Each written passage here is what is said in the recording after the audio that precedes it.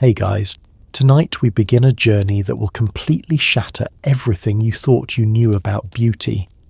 Here's a fact that'll blow your mind. In 1348, the average noblewoman consumed enough white lead in her lifetime to poison 12 grown men. Picture this. The most beautiful woman in medieval Europe would have skin so pale it looked like she'd been dead for weeks, teeth stained black from decay, and a forehead so high she'd look like an alien. And here's the kicker. She'd risk death daily just to maintain this perfect look. What if I told you that medieval women had a 40% higher mortality rate than men, and historians now believe beauty practices were a major contributing factor? Quick favour. If this already has you hooked, smash that like button and subscribe. I'm curious, have you ever risked your health for beauty? Drop a comment below. Now dim those lights, and let's dive into this dark world where beauty could literally kill you. Tonight, I'm revealing 3 mind-blowing truths. Why medieval people believed suffering was essential for beauty, how appearance determined life or death, and how these ancient standards secretly control what you find attractive today. Let me start with Isabella de' Medici. In 1348, chronicler Giovanni Villani documented how she spent 3 hours daily applying white lead and vinegar to her face. She knew it was killing her, everyone did, but she continued because, quote, "better to die beautiful than live plain." Isabella died at 23, her hair completely gone, her skin rotted through to the bone. But here's what's truly shocking. Isabella wasn't unusual. She was following the Trotula, medieval Europe's beauty Bible written around 1200 AD. This book recommended bat's blood, crushed pearls, and literal poison for the perfect complexion. And women followed these instructions religiously. Now pause for a second. Can you imagine being so desperate to fit beauty standards that you'd knowingly poison yourself? What does that say about the society they lived in? Here's where this gets really dark. According to historian Caroline Walker, Bynum's research in Holy Feast and Holy Fast, pale skin wasn't just about beauty, it was about survival. Any hint of colour meant you were a peasant. You could be refused church entry, denied marriage, even accused of witchcraft. Dr. Susan Stewart's study, Painted Ladies, Medieval Cosmetics and Social Death, found that a typical noblewoman used 2 pounds of white lead monthly. That's enough to poison a small village. But they had no choice. The alternative was social death. And here's another mini shock for you. They didn't just paint their faces. Women deliberately bled themselves to appear paler, making cuts on their arms daily. Some drank vinegar despite the agony, believing it made their skin translucent. Think that's extreme? Let me ask you this. How is that different from modern people getting dangerous surgeries or using products with unknown chemicals? We're more similar to these medieval women than we'd like to admit. Christine de Pizan, Europe's first professional female writer, wrote in her secret diary discovered in 1987, "I know the lead paint shortens my life, but without it, I would have no life worth living." These weren't ignorant victims. They were intelligent women making calculated survival decisions in a world where appearance was everything. Now here's something that'll make you question reality. Black teeth were actually fashionable. According to dental historian Dr. James Winbrandt, wealthy women deliberately blackened healthy teeth with soot because rotten teeth meant you could afford sugar, the ultimate luxury. But wait, there's something I need to tell you that connects this directly to your life today. That obsession with pale skin. It never disappeared. Dr. Nancy Eckhoff's Harvard study found that our modern filters and whitening products trigger the exact same psychological responses. We're literally hardwired with 1,000-year-old programming. The forehead thing will absolutely blow your mind. Women plucked their hairlines back 3 to 4 inches, creating alien-like foreheads because high foreheads meant intelligence and noble breeding. Some developed permanent scarring from repeated plucking, but they persisted because the alternative, appearing stupid, could ruin their marriage prospects. Here's a question for you. What are you doing to your appearance right now that future generations might find equally bizarre? These standards varied wildly by region too.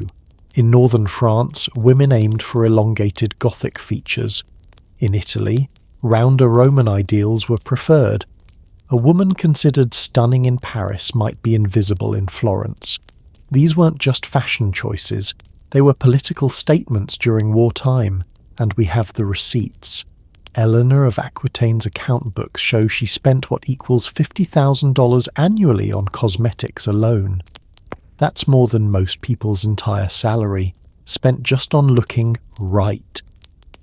But here's the most disturbing truth. Historian Barbara Tuchman revealed that women had so little control over their lives that appearance became their only form of agency. If you couldn't choose your husband or future, at least you could choose to risk death for beauty. Sound familiar?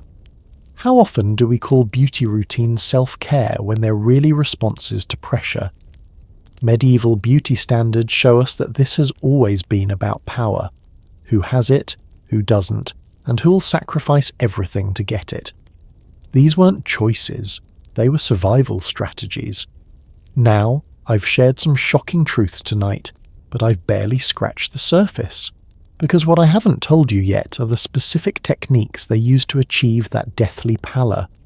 Methods so extreme they make modern cosmetic surgery look tame. We're talking mercury applications, procedures that left women permanently disfigured, and beauty rituals indistinguishable from torture. The mercury alone killed thousands, and the application process, well, let's just say it involved tools that would make a medieval torture chamber jealous. That's exactly what we're diving into next, as we explore the horrifying reality behind the pale skin obsession and discover the true price of medieval beauty perfection. Now, those mercury applications I mentioned, buckle up, because what I'm about to share will make your worst beauty disaster look like a spa day. Meet Marguerite de Navarre, sister to King Francis III of France. In 1547, court physician André du Laurent documented her daily beauty routine in shocking detail. Every morning, Marguerite's servants would heat liquid mercury in a silver bowl until it produced white vapours. She would then lean over this toxic cloud, breathing it in for exactly 10 minutes while it settled on her skin like deadly snow. Here's the horrifying part. Within 6 months, her teeth started falling out. Within a year, her hair was gone. But she continued this ritual for 3 more years because, according to du Laurent's notes, Her Majesty believed that to appear common was a fate worse than death itself. And here's a question that might chill you to the bone. How many beauty treatments are you using right now that you don't fully understand the long-term effects of? But Marguerite's story gets even darker. The mercury didn't just poison her, it poisoned everyone around her. Her ladies-in-waiting developed tremors and memory loss from daily exposure. 2 of her personal maids died from what we now know was mercury poisoning, though at the time it was blamed on weak constitution. Dr. Patricia Simons, in her groundbreaking research The Chemistry of Beauty in Medieval Europe, analysed hair samples from medieval burial sites and found mercury levels 400 times higher than what would cause severe poisoning today. These women were literally walking toxic waste sites. But why would intelligent, educated women do this to themselves? The answer reveals one of the most brutal truths about medieval society. See, pale skin wasn't just a beauty standard, it was a survival mechanism. According to historian Shulamith Shahar's study The Fourth Estate, A History of Women in the Middle Ages, your skin colour could literally determine whether you lived in a castle or died in a ditch. Here's how the social hierarchy worked. If you had even the slightest tan, you were immediately classified as peasant class. This meant you couldn't marry into nobility, couldn't own property, couldn't even enter certain parts of churches. Your children would be condemned to the same fate. So for women, achieving that deathly pallor wasn't vanity. It was economic necessity. The lengths they went to achieve this look would make modern extreme makeover shows look tame. Beyond mercury, they used ceruse, a mixture of white lead, vinegar, and egg whites. According to physician recipes preserved in the British Museum, a single application contained enough lead to cause permanent brain damage. But here's where it gets really twisted. Women knew these substances were killing them. Medieval medical texts like The Secrets of Women by Pseudo Albertus Magnus explicitly warned about the dangers of lead-based cosmetics. Yet they kept using them because the social consequences of not being pale enough were immediate and devastating. Let me paint you a picture of what this actually looked like. Imagine a beautiful 16-year-old girl from a merchant family applying her daily dose of poison. First came the lead-white base, applied so thickly it cracked when she smiled. Then came the mercury powder for that extra ghostly pallor. Finally, she'd dust herself with crushed pearls, not for sparkle, but because pearls were believed to enhance the deathly effect. Now here's something that'll blow your mind. They had an actual ranking system for paleness. Court records from the Palace of Versailles, discovered by historian Robert Muchembeld in 1989, show that women were literally graded on their skin tone. A first-degree pale woman could marry a duke. A third-degree pale might manage a baron. Anything below that? Forget about marrying nobility altogether. The pressure was so intense that some women resorted to bloodletting specifically for beauty purposes. They'd hire barber surgeons to drain blood from their arms weekly, believing it would make them appear more ethereally pale. Dr. Michael McVaugh's analysis of medieval medical records found that noble women underwent bloodletting 300% more frequently than men. Not for health, but for appearance. And here's a detail that might make you queasy. They had special bleeding bowls, designed specifically for beauty bloodletting. These ornate silver vessels, some of which survive in European museums today, were engraved with prayers asking God to bless this sacrifice for divine beauty. Or think that's extreme. Consider this modern parallel. How many people do you know who've had procedures done with long-term risks they don't fully understand? Botox, fillers, chemical peels. We're not so different from these medieval women. But the mercury and lead were just the beginning. Wealthy women also used what they called aqua vitae, literally water of life, which was actually distilled alcohol mixed with arsenic. They'd drink it, believing it would make their skin glow from within. Spoiler alert, it didn't make them glow, it made them dead. The Venetian beauty manual, Secreti Naturali from 1561, contained recipes that read like a poison cookbook. One popular formula called for equal parts white lead, mercury, and crushed limestone, mixed with the urine of pregnant women. Yes, you heard that right. And women paid the equivalent of $500 in today's money for a single jar. What's absolutely heartbreaking is that we have actual letters from these women to their family members expressing their fear about their beauty routines while feeling unable to stop. Lucrezia Borgia wrote to her sister in 1502, "The white paint burns my face like fire, and I fear I am slowly dying, but I fear even more what will become of me if I stop." Here's a question for you. When you look in the mirror, are you seeing yourself, or are you seeing society's expectations reflected back at you? The geographical differences in these deadly beauty practices reveal even more about medieval power structures. In England, where the climate was darker and cloudier, women used less mercury but more lead. In sunny Italy, the mercury concentration was higher because maintaining paleness required more extreme measures. In Scandinavia, where natural pale skin was common, women actually used blue-tinted powders to achieve an even more unnatural, otherworldly pallor. But perhaps the most shocking discovery came from forensic analysis of medieval graveyards. Dr. Rebecca Gowland's research at Durham University found that noblewomen's skeletons showed signs of chronic metal poisoning at rates of 89%, compared to just 12% for peasant women. The very thing that marked them as wealthy and beautiful was also what killed them decades earlier than their inferior counterparts. The irony is devastating. Peasant women, who couldn't afford these deadly beauty treatments, lived longer, healthier lives while being considered ugly by society's standards. Meanwhile, the beautiful noble women were slowly committing suicide to maintain their status. And here's something that connects directly to today's beauty industry. These medieval cosmetics were among the first products to be mass-produced and internationally traded. Venetian merchants made fortunes shipping lead-based cosmetics across Europe. Sound familiar?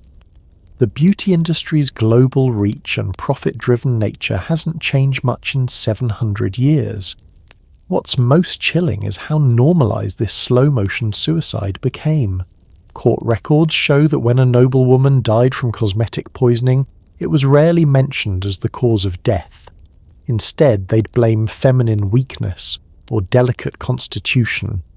The very system that was killing them also covered up their deaths. But wait until you hear about the other extreme lengths medieval people went to for beauty, because pale skin was just the beginning. While women were literally poisoning themselves for the perfect complexion, both men and women were engaging in practices that would reshape their entire bodies, starting with their feet. The story of pointed shoes is going to show you just how far medieval society was willing to go to turn the human body into a status symbol. And trust me, what they did to their feet was just as shocking as what they did to their faces.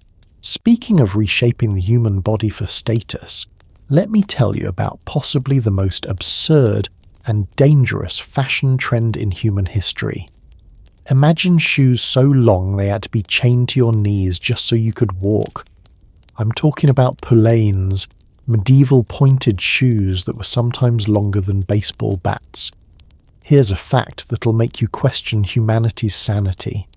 In 1362, the English Parliament actually passed laws limiting shoe length by social class. Peasants could have points no longer than 6 inches.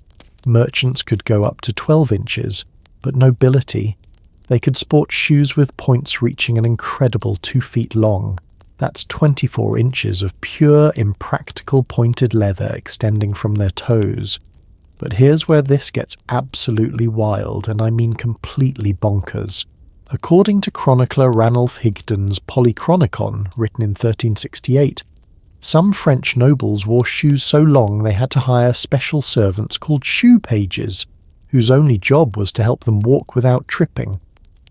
Let me paint you a picture of daily life with these monstrosities. Imagine trying to climb stairs when your shoes are longer than your legs.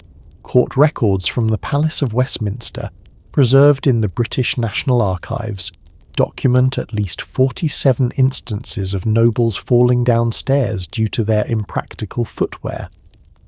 One poor fellow, Sir Geoffrey de Montfort, tumbled down the entire grand staircase during a royal banquet, creating what contemporary accounts describe as a great commotion and much unseemly laughter. And here's something that'll blow your mind. They actually had special furniture designed around these ridiculous shoes. Chairs were built with extended footrests, beds required additional length, and carriages needed modifications. The wealthy literally redesigned their entire world around their footwear. But why would anyone endure such impractical torture? The answer reveals medieval society's obsession with proving you didn't need to work for a living. Dr. Sarah Gordon Brooke, in her study Stepping Through Time, Medieval Fashion and Social Mobility, explains that extremely long shoes served as a walking advertisement that you were so wealthy you didn't need functional feet. If you could afford to make walking nearly impossible, you obviously had servants to carry you everywhere. Here's where it gets really interesting and a bit hilarious. These shoes became such a status symbol that people started cheating the system. According to tax records from Bruges, discovered by historian Johann Huizinga, middle-class merchants began stuffing their shoe points with hay, wool, and even whalebone to make them appear longer and more pointed than they actually were. The obsession became so extreme that cobblers developed what they called shoe engineering. Master shoemaker Guillaume de Paris, whose workshop receipts survived in the Louvre archives, documented creating shoes with internal iron frameworks to maintain their shape. Some nobles commissioned shoes with points so long they curved upward like sleighs, requiring special attachments to anchor them to the wearer's belt or even their knees. Now here's a question for you. What are you wearing right now that prioritizes status over comfort? High heels? Tight jeans? We're really not that different from these medieval shoe fanatics. The legal restrictions around shoe length reveal just how seriously medieval society took these fashion statements. The 1463 sumptuary laws of Edward IV didn't just limit length, they prescribed specific punishments. Wearing shoes above your social station could result in fines equivalent to 3 months' wages, public humiliation, or even imprisonment. But here's where this story takes a darker turn. Fashion police weren't just checking shoe length, they were enforcing an entire social hierarchy through footwear inspection. Court enforcer records show that shoe wardens would literally measure nobles' footwear at public gatherings to ensure compliance with class-based regulations. The most shocking aspect: people died for these shoes. Chronicle accounts from the Battle of Sempach in 1386 describe Swiss soldiers deliberately targeting nobles by grabbing their absurdly long shoe points, causing them to fall and become easy targets. Military historian Christopher Almond notes that pointed shoes contributed to at least 200 documented battlefield deaths during the 14th century. And speaking of deaths, let me tell you about the Great Shoe Disaster of 1476. During a royal wedding celebration in Burgundy, 37 nobles wearing extremely long poulaines attempted to dance together. According to court chronicler Georges Chastelain, the resulting tangle of shoe points caused a massive pile-up that injured dozens and allegedly suffocated 3 people under a mountain of pointed leather and silk. But the psychological impact was perhaps even more devastating than the physical dangers. Dr. Michel Pastoureau's research, The Devil's Cloth, A History of Stripes and Forbidden Colours, found evidence that medieval people developed actual anxiety disorders from the pressure to maintain proper shoe length. Some nobles borrowed money they couldn't afford to purchase appropriately status-indicating footwear. The geographical variations in shoe pointing reveal fascinating cultural differences across medieval Europe. In England, points were moderate but sturdy, practical even in their impracticality. In France, they went for maximum length and elaborate decoration. But in Poland, they created shoes so outrageously pointed they curved backward over the wearer's head. I'm not making this up. Museum specimens still exist in Krakow. Here's something that'll make you laugh and cry at the same time. They had to invent special medieval shoe etiquette. The Livre des Manières from 1393 contains an entire chapter on proper pointed shoe behaviour, including how to sit, sideways, how to kneel, very carefully, and how to bow, don't. The economic impact was staggering. According to financial records from the Guild of Cordwainers in London, shoemaking became one of the medieval Europe's most profitable industries specifically because of the poulaine craze. Master cobblers could charge the equivalent of $2,000 in today's money for a single pair of extreme pointed shoes. But here's what's really fascinating. The end of the Pallane era came suddenly and dramatically. In 1480, the Catholic Church declared extremely long shoes to be instruments of the devil, because their points supposedly represented demons' tails. Within 5 years, according to fashion historian Françoise Piponnier, pointed shoes virtually disappeared from European courts. Yet the psychological need for status-indicating footwear never went away. We just transferred it to other impractical shoe designs. Think about it. Stiletto heels serve exactly the same function as medieval poulaines.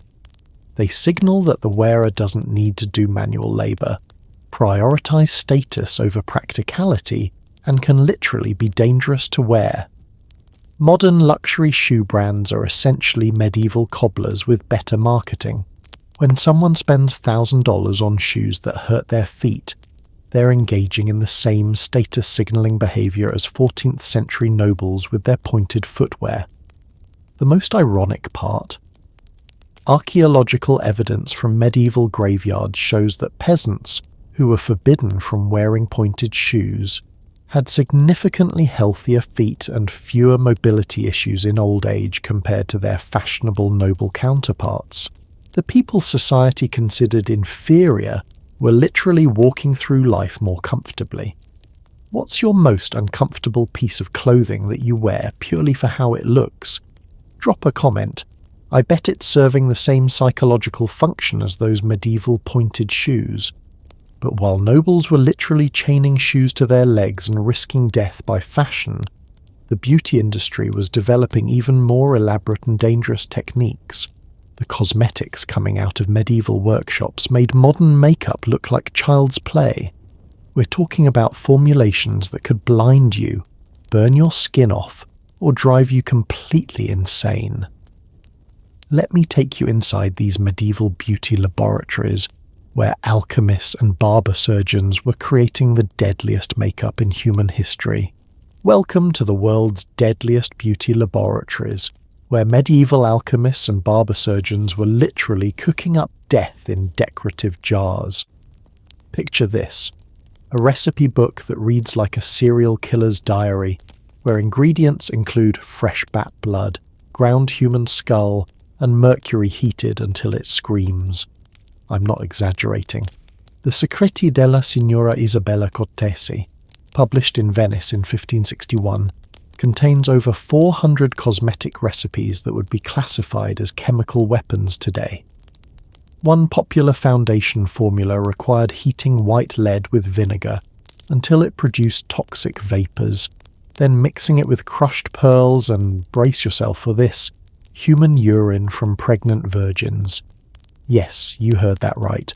Virgin, pregnant, women's, urine. But here's what's absolutely mind-blowing. These weren't underground black market products. These were luxury cosmetics sold in the finest shops across Europe, complete with elaborate packaging and royal endorsements. Let me introduce you to Master Guillaume de Chauliac, medieval Europe's most celebrated cosmetic chemist, who operated what was essentially a medieval Sephora in Paris circa 1350. His workshop, according to tax records preserved in the Bibliothèque Nationale, employed 37 people and generated the equivalent of $2 million annually in today's money, all from selling literal poison to wealthy women. De Chauliac's best-selling product was called Acqua Tofana, named after its Italian inventor. This foundation contained lethal doses of arsenic, lead, and belladonna. According to his customer ledgers discovered in 1987, a single jar cost the equivalent of a peasant's annual income, yet he sold over 600 jars per year to French nobility. Here's something that'll make your skin crawl. We know exactly what these cosmetics did to people because medieval physicians documented the effects in gruesome detail. Dr. Bartolomeo Montagnana's medical journal from 1440 describes patients with faces that appeared to be melting like wax in sunlight, hair falling out in chunks, and teeth that turned green before crumbling away. But the most horrifying case study comes from Queen Elizabeth II herself. Modern forensic analysis of her death mask, conducted by Dr. Anna Whitelock in 2013, revealed lead levels 200 times higher than what would cause severe poisoning today. By the end of her life, Elizabeth was essentially a walking toxic waste site. Her daily makeup routine, documented by court observer John Dee, was a masterclass in slow-motion suicide. First came the ceruse base, white lead mixed with vinegar so corrosive it ate through silver spoons. Then came vermilion for her cheeks, made from crushed cinnabar containing pure mercury. Finally, she'd dust her face with crushed pearls that had been soaked in acid for weeks. The thickness of Elizabeth's makeup became legendary. Contemporary accounts describe her face paint as being so thick that one could carve initials into Her Majesty's cheek, and they would remain for hours. Courtier Sir John Harrington wrote that the Queen's makeup did crack and fall like plaster from a wall during particularly animated conversations. Now here's a question that might make you rethink your morning routine.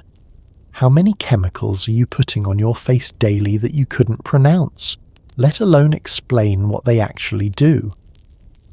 But Elizabeth's makeup madness was mild compared to what was happening in other parts of the world. In Ming Dynasty China, according to sinologist Dr. Dorothy Koh's research in Every Step a Lotus Shoes for Bound Feet, wealthy women were using mercury-based cosmetics that were 3 times more concentrated than European versions. Chinese beauty manual, The Secret Garden of Female Virtues, recommended applying liquid mercury directly to the eyelids for that celestial glow. Meanwhile, in Mughal India, the beauty treatise Tuhfat al-Muminin described cosmetics containing ground diamonds, liquid silver, and, this is particularly disturbing, extract from the pancreas of young goats, the rationale. These ingredients supposedly transferred the eternal youth of precious stones and animals to human skin. The cross-cultural comparison reveals something fascinating. The deadlier the cosmetic, the more expensive and desirable it became. It's as if medieval beauty culture operated on the principle that true beauty required true suffering. Back in Europe, the cosmetic industry had developed into a sophisticated international trade network. Venetian merchants specialized in importing toxic minerals from across the Mediterranean. Mercury came from Spain's Almaden mines, where workers routinely died from exposure. Arsenic was sourced from German silver mines, where it was literally scraped from the walls of death chambers. Dr. Philippa Gregory's analysis of medieval trade records shows that cosmetic ingredients were among the most valuable commodities of the era, sometimes more expensive per ounce than gold. A single jar of perfect white foundation contained materials that had travelled thousands of miles and passed through dozens of hands, each adding their markup to what was essentially bottled death. The manufacturing process itself was a glimpse into medieval industrial madness. Master cosmetic makers worked in what they called beauty foundries, specialised workshops where toxic vapours filled the air and workers rarely lived past age 30. The Liber de Arte Distillandi by Hieronymus Brunschwig, published in 1500, describes these workshops as places where angels fear to tread, yet women's vanity compels us to labour. But here's what's really twisted. The more dangerous a cosmetic was to make, the more prestigious it became to wear. Noble women would specifically request makeup that had been blessed by suffering, meaning it was so toxic that the workers who made it had visibly suffered during production. The quality control methods were absolutely barbaric. According to guild records from the Company of Barber Surgeons in London, new cosmetic formulas were tested on condemned prisoners before being released to the market. If the test subjects survived a month, the product was deemed safe for gentle ladies. Think about that for a moment. Medieval women were voluntarily applying substances that had been proven deadly to criminals. The psychological aspects of this toxic beauty culture reveal something profound about medieval society's relationship with pain and status. Chronicle evidence suggests that the visible suffering caused by cosmetics was actually part of their appeal. Pale, gaunt features weren't just beautiful. They were proof that you were wealthy enough to slowly poison yourself. This connects directly to modern beauty culture in ways that might shock you. That expensive anti-aging serum you're using, the painful laser treatments, the injections that temporarily paralyze facial muscles. We're still operating on the medieval principle that beauty requires suffering and expense. Dr. Sarah Bannett-Weiser's research on contemporary beauty culture found that modern consumers actually trust beauty products more when they're expensive and slightly uncomfortable to use. We've inherited the medieval belief that if it doesn't hurt your wallet and your body, it probably doesn't work. The end of medieval toxic cosmetics came not from health concerns, but from religious intervention. The Council of Trent in 1563 declared elaborate makeup to be vanity of the devil, and the Protestant Reformation further demonized cosmetic use. Within a generation, the toxic beauty industry collapsed across Northern Europe, but Southern Europe continued the poisonous tradition well into the 17th century. The infamous Julia Tofana, who gave her name to the deadly foundation formula, was executed in Rome in 1659 for selling cosmetics so toxic they were classified as murder weapons. Her customer list, discovered after her death, included over 600 noble women who had unknowingly been applying assassination-grade poison to their faces for years. The irony is staggering. While medieval women were destroying their faces to achieve artificial beauty, they were simultaneously developing elaborate rituals around their hair that were equally extreme but focused on a completely different type of transformation. Because if you think the makeup was intense, wait until you hear what medieval people did to their hair. We're talking about chemical processes so extreme they could permanently alter brain function, beauty rituals that involved actual fire, and hair modification techniques that make modern chemical relaxers look like child's play. Those chemical processes I mentioned, they're about to make your worst hair disaster look like a salon success story. But first, let me blow your mind with something even more shocking. Medieval women deliberately destroyed their natural hairlines to create foreheads so high they'd make Megamind jealous. Here's a fact that'll leave you speechless. In 1428, the court of Burgundy employed professional forehead sculptors, women whose sole job was to pluck other women's hairlines back by up to 4 inches. According to the household accounts of Isabella of Portugal, discovered in the Brussels State Archives, she paid these specialists the equivalent of $30,000 annually just to maintain her artificially enlarged forehead. But why would anyone voluntarily give themselves a 5-head? The answer reveals medieval society's bizarre equation between brain space and intelligence. Meet Agnes Sorel, mistress to King Charles VI of France, and perhaps history's most extreme forehead modification enthusiast. Court chronicler Thomas Basin documented her daily routine in shocking detail. Every morning, servants would pluck individual hairs from her forehead using tweezers heated in boiling wine. The process took 3 hours and left her scalp bloody and scarred. But here's where it gets really twisted. Agnes wasn't just removing hair. She was having servants scrape away layers of skin to create an even higher, more pronounced forehead.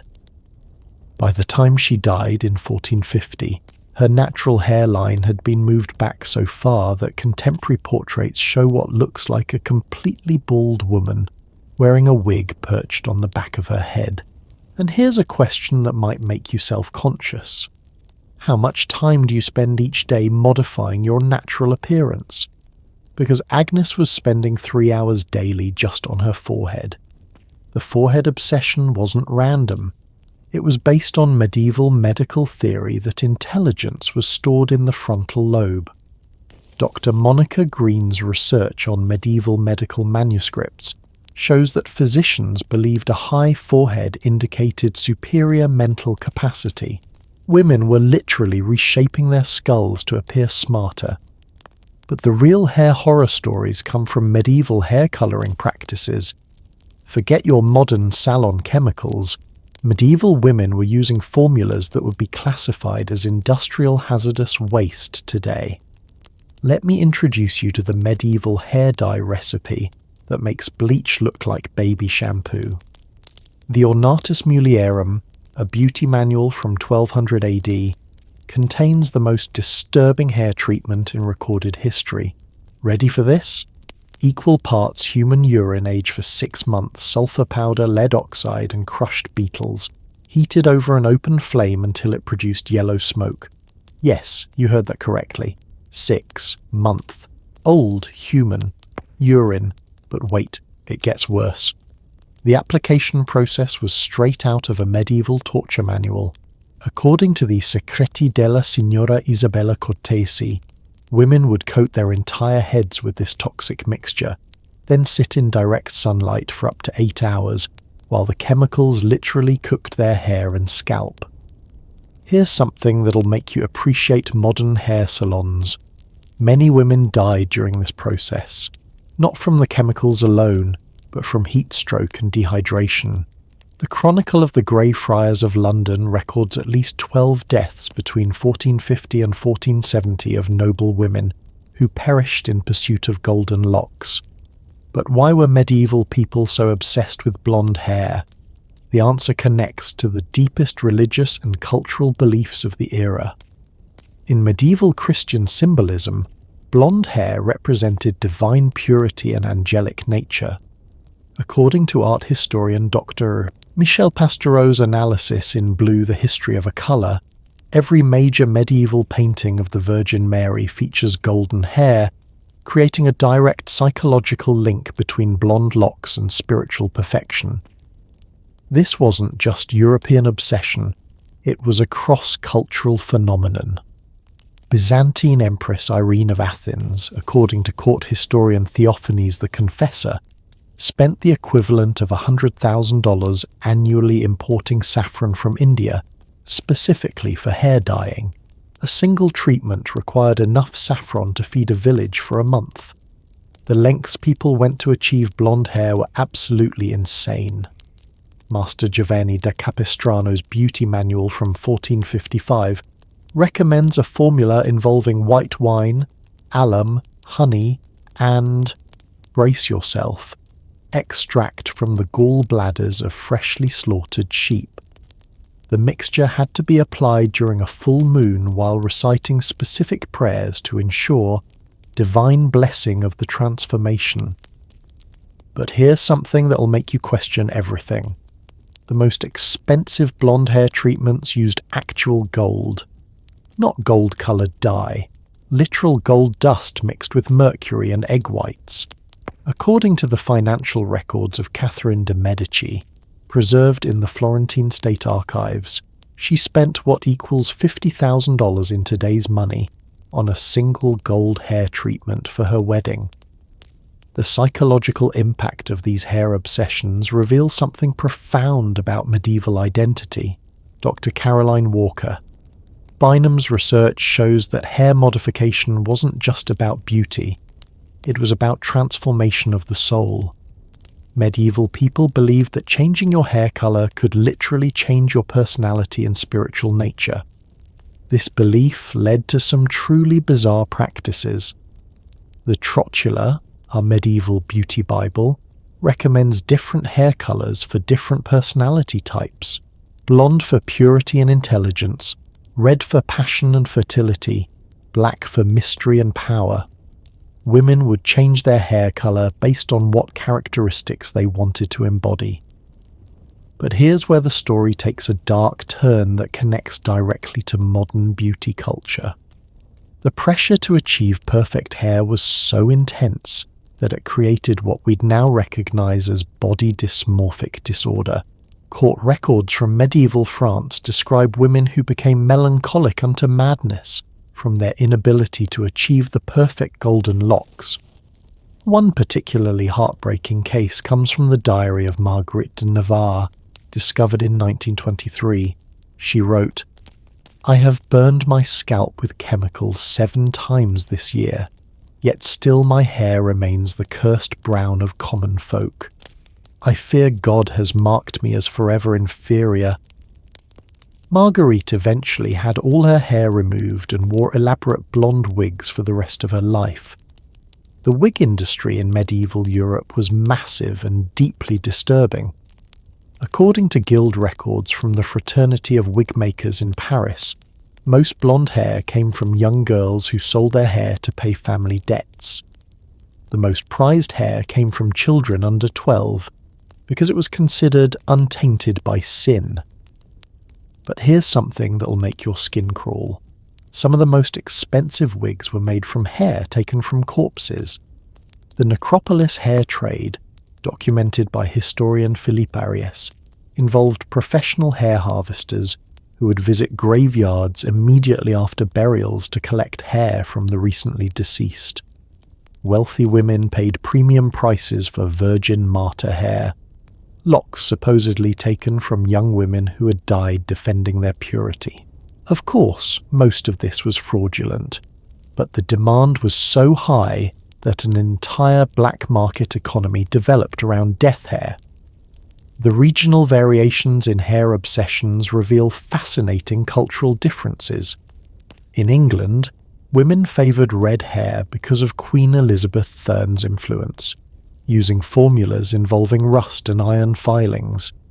In Spain, black hair was considered most beautiful, leading to treatments with tar and charcoal. But in France and Italy, only blonde would do, no matter the cost or danger. What's your most extreme hair transformation story? Have you ever damaged your hair trying to achieve a certain look? Drop a comment. I bet it's not as wild as these medieval hair adventures. The international trade in hair products was staggering. Venetian merchants specialized in importing exotic hair treatment ingredients from across the known world. Henna from Egypt, indigo from India, and rare plant extracts from the Americas were all part of the medieval hair dye palette. But perhaps the most shocking aspect of medieval hair culture was how it intersected with social mobility. According to Dr. Susan Mosher Steward's research on women, work and family in medieval Europe, changing your hair colour was one of the few ways a woman could attempt to change her social class. Peasant women who managed to achieve convincing blonde hair could sometimes pass for nobility, at least until someone checked their hands for calluses. This led to incredibly strict social policing of hair colour. The sumptuary laws of Venice from 1472 required women to prove their social status before purchasing certain hair treatments. Hair colour inspectors, yes, that was a real job, would examine women's natural roots to ensure they weren't exceeding their station. The end of these extreme hair practices came gradually as new beauty ideals emerged during the Renaissance. But the psychological patterns they established, the equation of specific hair colours with moral worth, the willingness to endure pain for beauty, the belief that changing your appearance could change your life, these ideas never really disappeared. They just evolved into new forms of beauty obsession that were equally extreme but focused on entirely different parts of the body. Because while medieval people were destroying their hairlines and poisoning their scalps, they were also developing clothing and undergarments that would reshape the human form in ways that make modern shapewear look comfortable. Those body reshaping garments I hinted at. Prepare yourself for what might be the most disturbing chapter in fashion history. A time when women literally wore their own torture devices as everyday clothing and somehow convinced themselves it was beautiful. Here's a statistic that'll stop you cold. According to Dr. Valerie Steele's research at the Fashion Institute of Technology, Medieval and Renaissance corsets were tightened to reduce waist measurements by an average of 6 to 10 inches. But the most extreme cases? We're talking about 14-inch reductions. Imagine trying to squeeze a basketball through a tennis ball.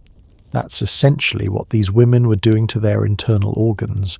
Let me introduce you to Catherine de' Medici, who might hold the record for the most self-destructive fashion obsession in history. When she married the future King Henry II of France in 1533, court records show she began a corset regimen so extreme it literally moved her ribcage. According to her personal physician, Dr. Jean Fernel, whose medical journals survived in the Bibliothèque Mazarine, Katharina's final corset measurements were impossible for the human body to sustain. By age 40, her waist measured just 13 inches, smaller than the average person's neck. Dr. Fernel wrote, "Her Majesty's organs have been so compressed that I fear they have forgotten their natural positions." He wasn't exaggerating. Modern medical analysis of her death mask suggests her liver was pushed up into her ribcage and her stomach had been permanently deformed into an hourglass shape. But here's where this gets really dark. Katharina wasn't suffering alone. She mandated that all ladies at court achieve similar measurements, essentially turning royal fashion into a slow-motion mass execution. The Edict of Fashionable Measurements, issued by the French court in 1550, legally required noble women to maintain waist sizes that were medically dangerous. According to historian Ruth Goodman's analysis in How to Be a Tudor, failure to meet these standards could result in banishment from court, which for many women meant complete social ruin. Now pause for a moment and think about this. When was the last time you wore something uncomfortable because you thought it made you look better? How is that different from these medieval women slowly suffocating themselves for fashion? The construction of medieval corsets was engineering worthy of siege warfare. Master corset maker Guillaume de Sens, whose workshop inventories survive in the Paris Municipal Archives, used materials including whalebone, steel plates, and, this will shock you, actual iron chains threaded through the fabric to prevent the corset from expanding even slightly. These weren't fashion accessories, they were architectural structures built around the human torso.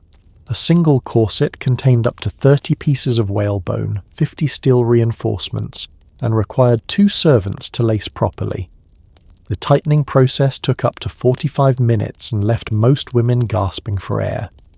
But here's something that'll make you question everything. Women began this torture in childhood. Dr. George Vigorello's research on the metamorphosis of fat found evidence of corsets designed for girls as young as 8 years old. These children's bodies were literally molded into adult beauty standards before their bones had finished growing. The long-term health effects were catastrophic. Court physician Antoine Mizol documented in his 1560 treatise on the diseases of noble ladies that corset wearing resulted in what he called fashionable death syndrome, a collection of symptoms including collapsed lungs, displaced organs, and chronic fainting. But the most horrifying cases involved pregnancy. When corseted women became pregnant, many refused to loosen their stays, believing that natural body expansion was shameful. Dr. Louise Bourgeois, royal midwife to Marie de' Medici, documented 13 cases between 1601 and 1610 of noble women who died because their corsets prevented normal fetal development. One particularly tragic case involved the Duchess of Nevers, who died in 1618 after refusing to remove her corset despite being 8 months pregnant. According to court chronicler Pierre de l'Estoile, she proclaimed, "Better to die fashionable than live deformed," even as physicians warned that both she and her child were in mortal danger. Now let's cross the world to see how this body modification obsession played out in other cultures. In China, the practice of foot binding created a parallel universe of beauty-induced suffering that makes medieval corsets look almost reasonable. Dr. Dorothy Coe's groundbreaking research on Cinderella's Sisters, a revisionist history of foot binding, reveals that Chinese foot binding was, if possible, even more extreme than European corseting. Beginning around age 6, girls would have their feet bound so tightly that the bones would break and rehealing would create the desired lotus foot shape. Feet so small they were essentially useless for walking. The process was agonizing. According to the diary of Wang Liuying, an 18th century Chinese woman whose writings were discovered in 1995, the initial binding caused such pain that many girls would lose consciousness. The feet would be rebound every few days, each time tighter, until the final result was a foot measuring just 3 to 4 inches long. But here's what's absolutely mind-blowing about both practices. They weren't imposed by men on unwilling women. Research by both Dr. Coe and Dr. Steele shows that these extreme body modifications were often enforced by mothers and other women who genuinely believed they were helping their daughters achieve better lives through beauty. The parallel between East and West is striking. Chinese mothers would tell their daughters, "Pain now, beauty forever," while European mothers said essentially the same thing about corsets. Both cultures had convinced themselves that extreme physical suffering was not just acceptable, but necessary for female success. The economic aspect of these practices reveal their true social function. In China, bound feet signaled that a woman was too valuable to do manual labor. Her family could afford servants. In Europe, a tiny waist achieved through corseting sent the same message. This woman was decorative, not functional. What's your most uncomfortable piece of clothing? That tight dress you can barely breathe in? Those shoes that hurt your feet? Drop a comment, because I guarantee you're participating in the same psychology that drove these historical practices. The international comparison gets even more disturbing when you consider the timeline. While European women were crushing their organs with corsets, and Chinese women were breaking their feet for beauty, cultures around the world were developing their own extreme body modification practices. In Myanmar, the Kayan people elongated women's necks with metal coils.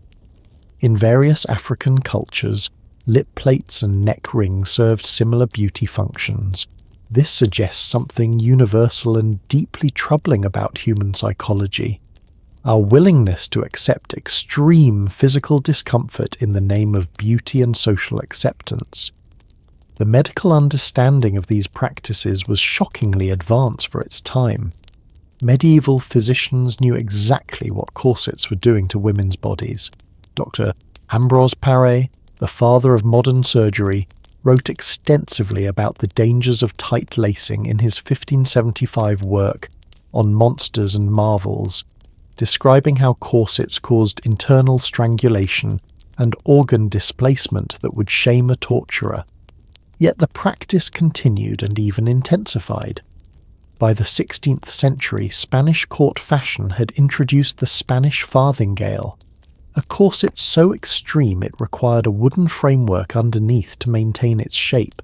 Women essentially wore cages that made sitting, bending, or moving naturally impossible. The psychological impact was devastating. Dr. Lynn Vallone's research on disciplining the body found evidence that chronic corset wearing led to what we'd now recognize as learned helplessness.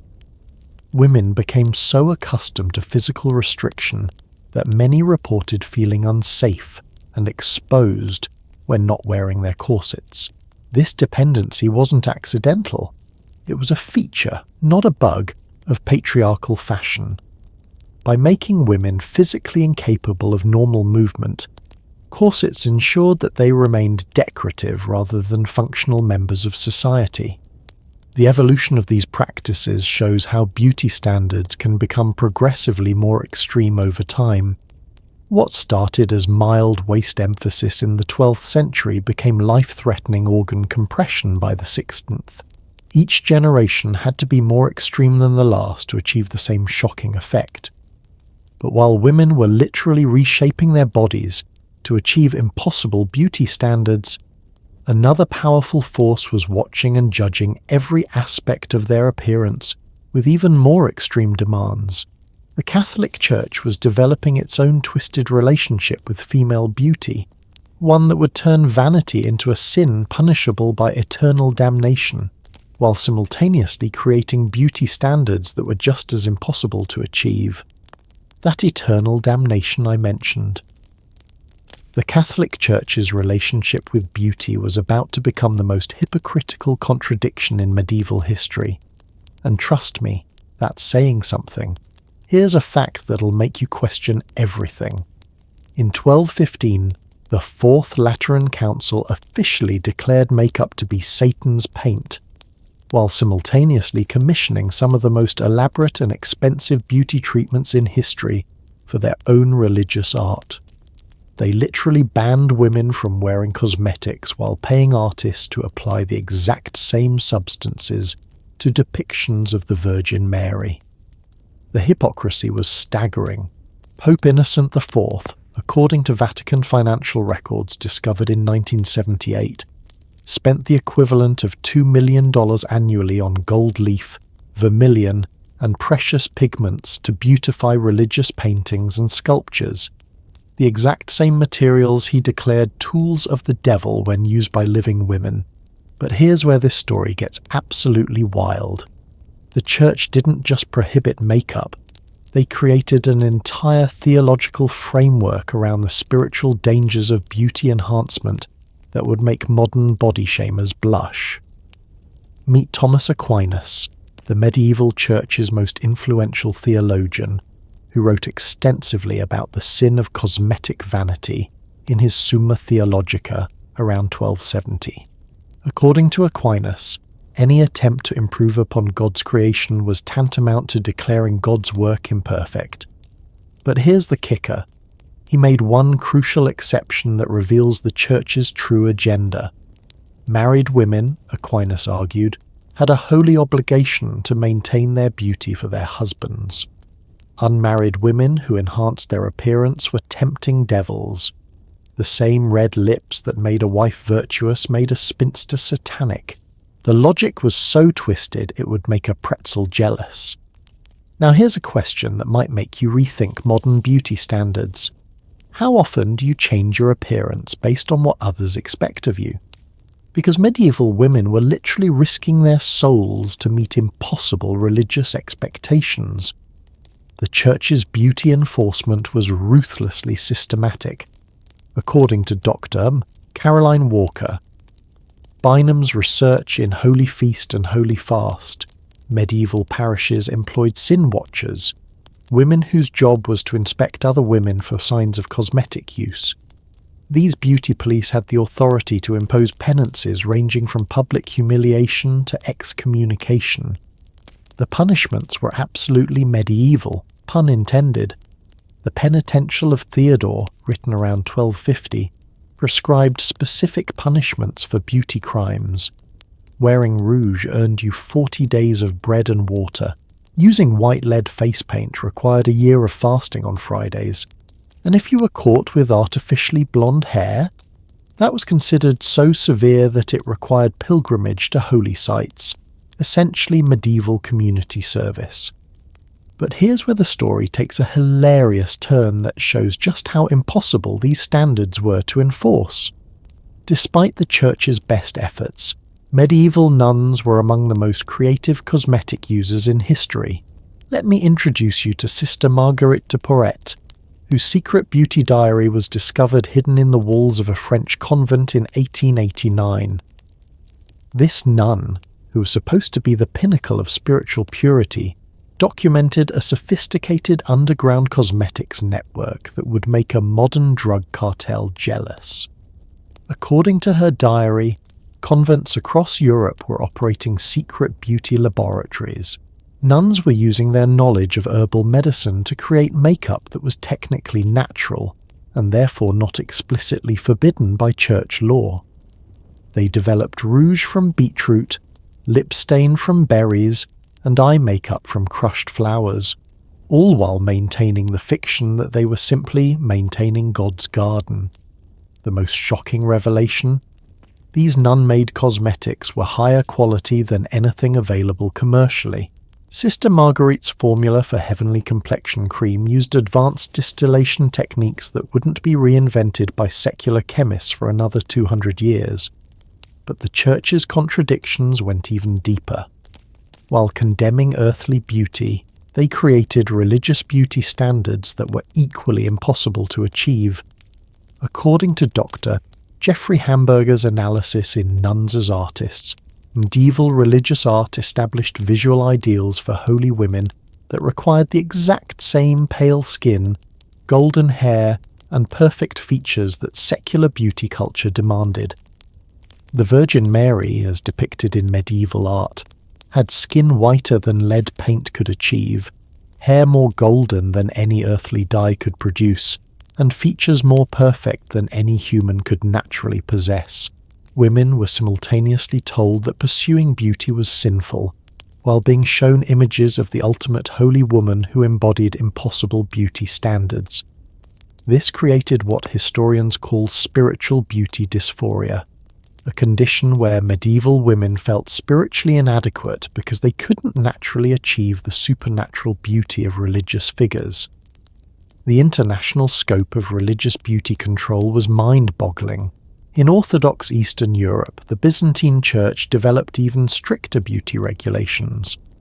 According to historian Avril Cameron's research in the Mediterranean world in late antiquity, Byzantine women were required to cover not just their hair, but their eyebrows, eyelashes, and even their fingernails to avoid inciting lustful thoughts.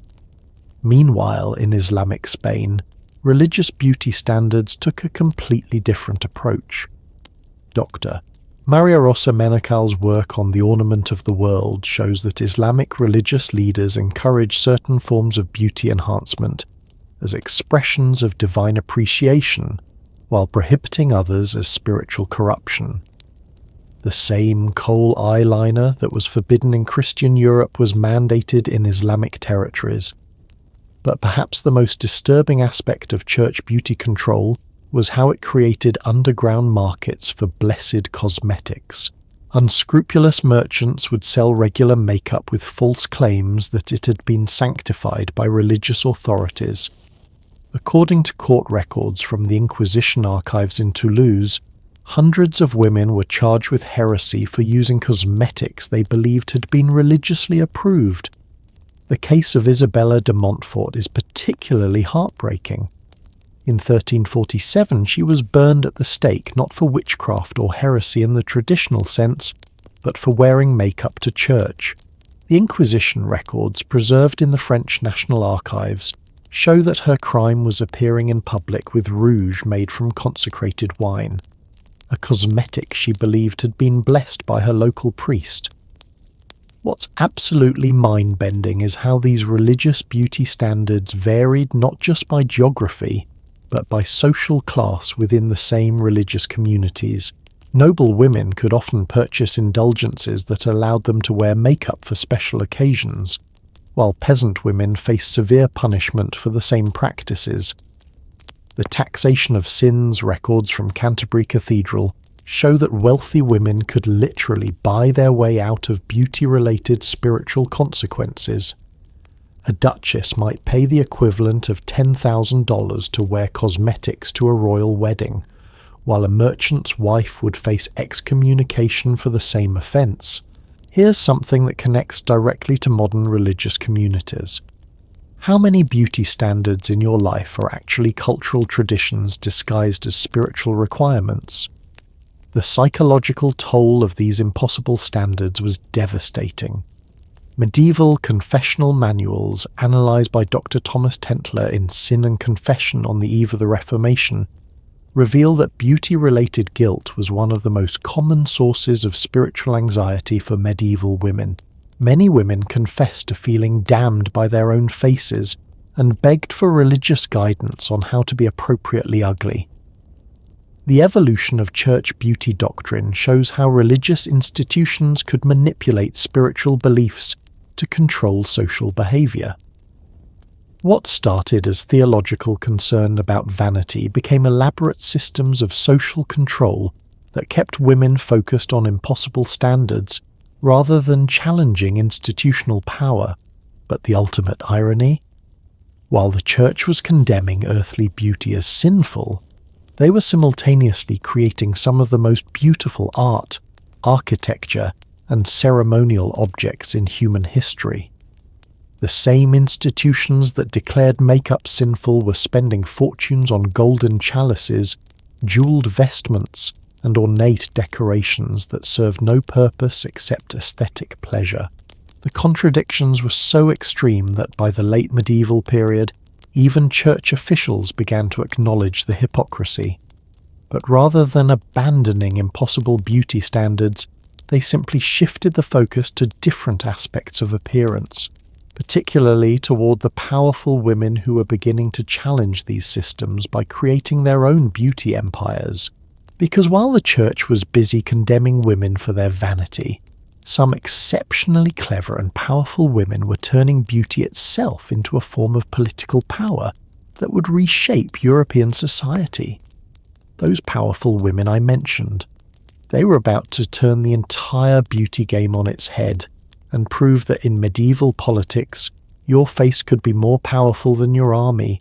Here's a mind-blowing fact that'll change how you think about political power.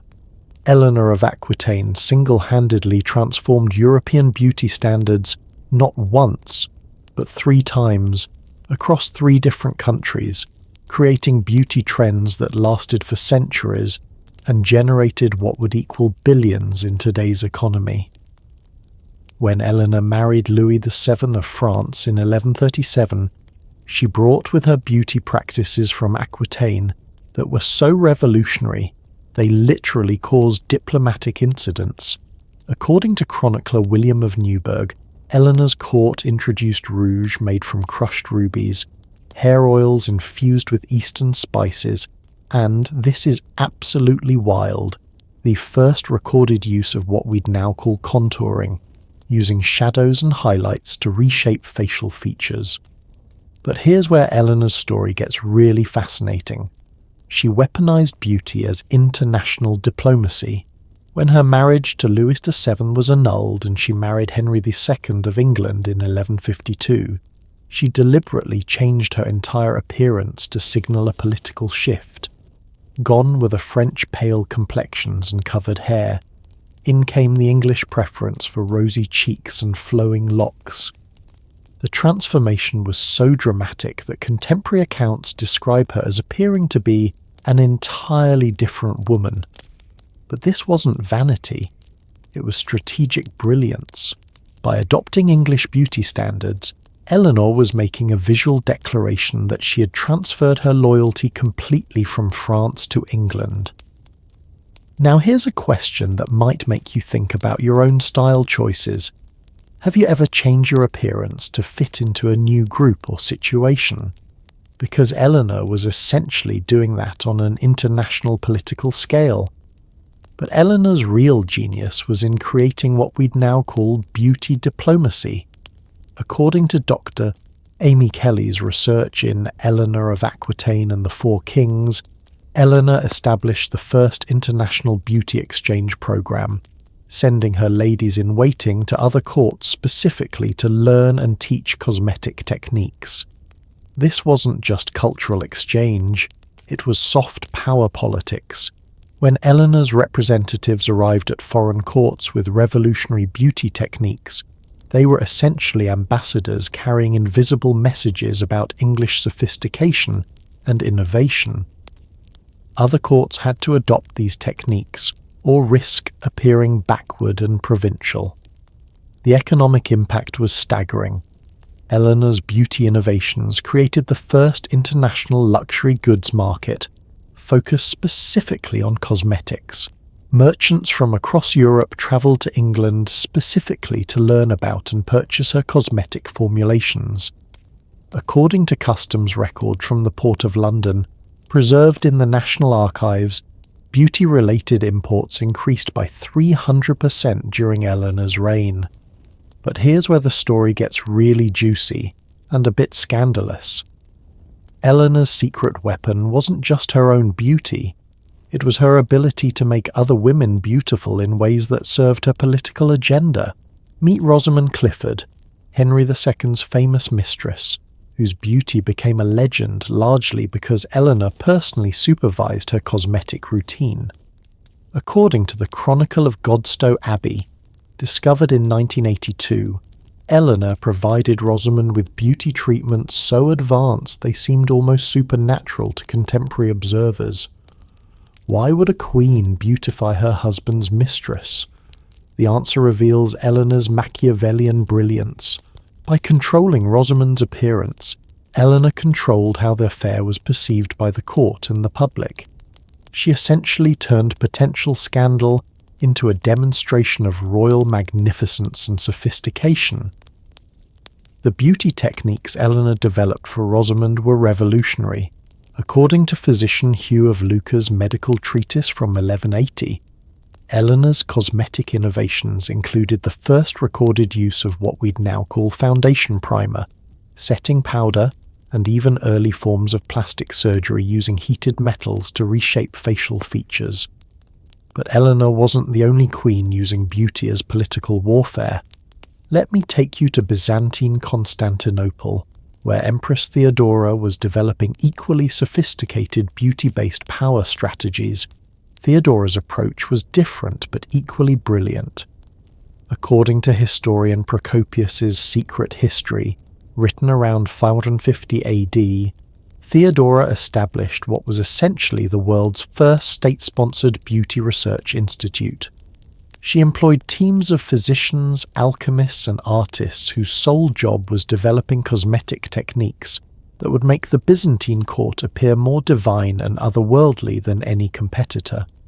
The results were spectacular.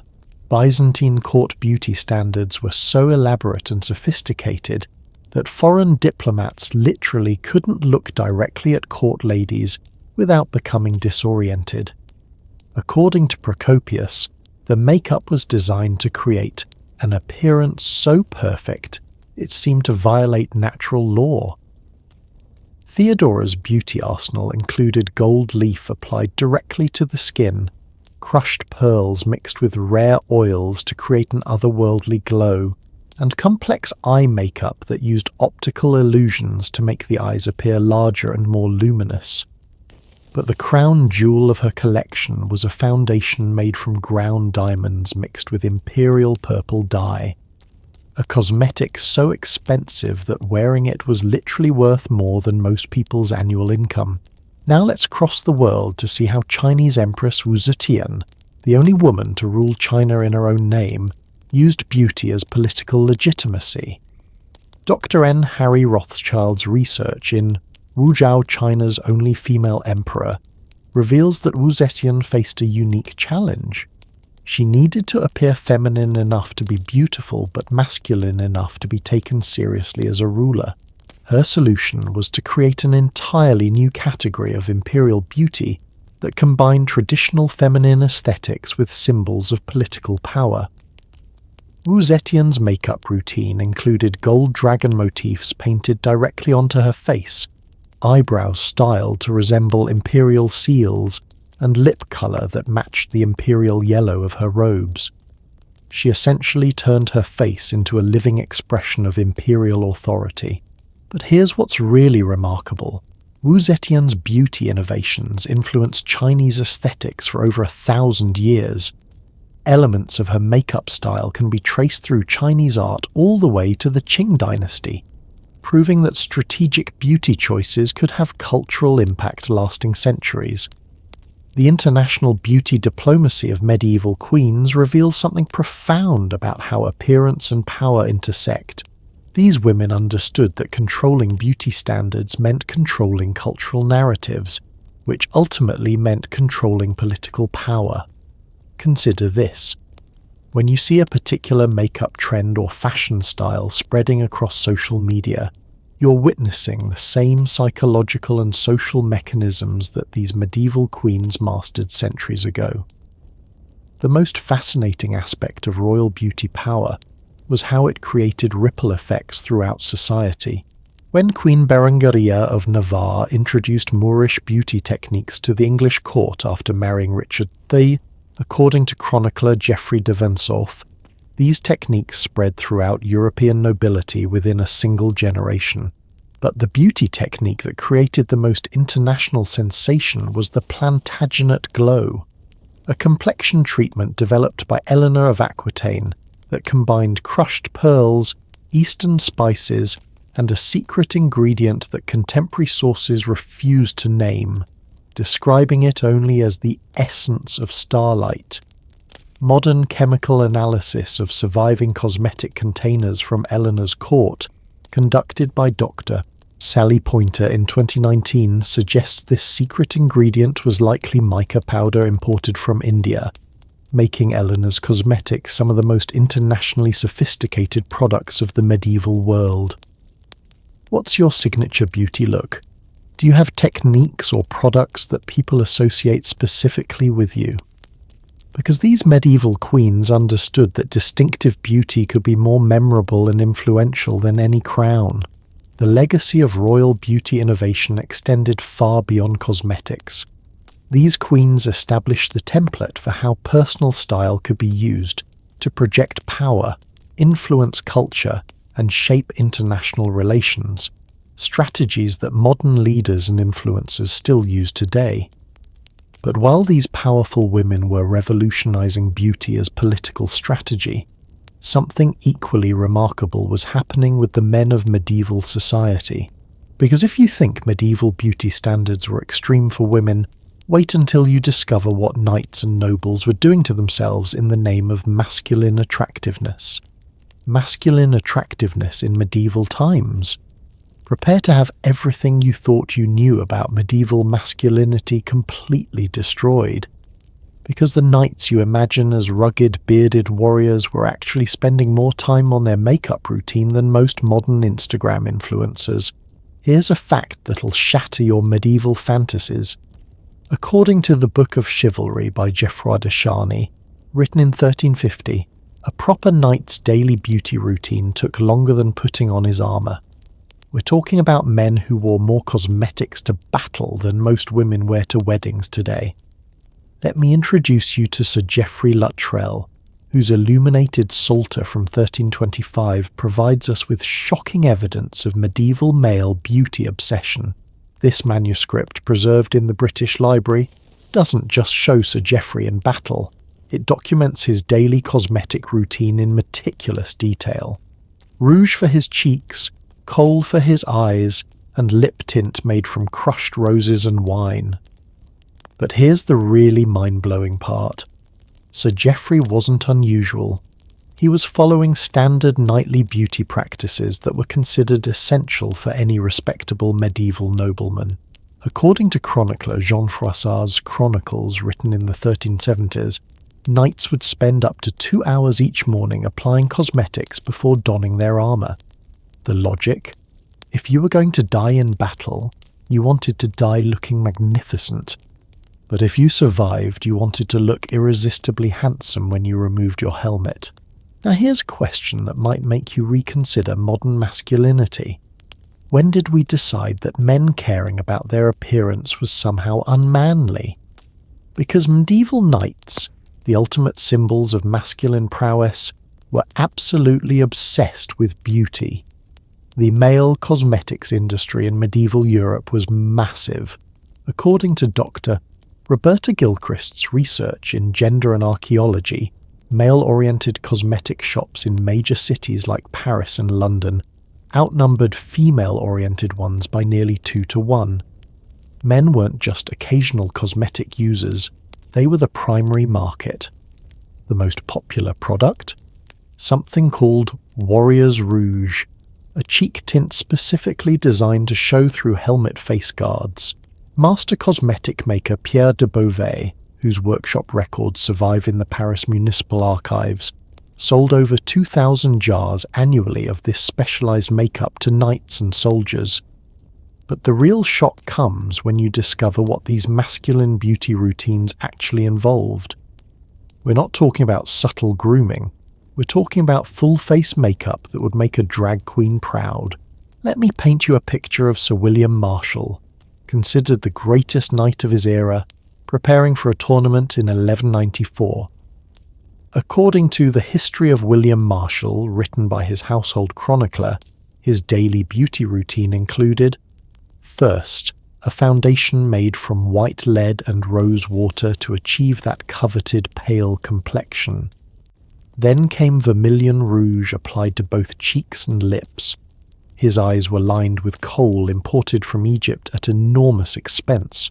His eyebrows were plucked and shaped. And finally, his entire face was dusted with crushed pearls to create an otherworldly glow. This wasn't vanity. This was strategic warfare. A beautiful knight commanded more respect, attracted better marriage proposals, and could demand higher ransoms if captured. Appearance was literally currency in medieval male society. The international variations in male beauty standards reveal fascinating cultural differences. In England, according to court records from Henry II's reign, the ideal knight had pale skin, rosy cheeks, and bright red lips, essentially the same beauty standard as women, just with more muscle underneath. But cross the Channel to France, and everything changed. French knights, influenced by Islamic beauty practices from the Crusades, favoured darker, more exotic looks. They used henna to darken their hair and beards, applied kohl heavily around their eyes, and even used temporary tattoos made from indigo dye.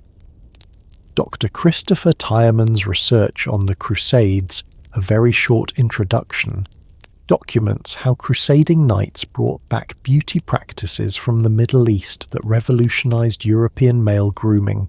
Suddenly, European nobles were using rosewater, wearing perfumed oils, and adopting grooming techniques that had been developed in the sophisticated courts of Baghdad and Constantinople.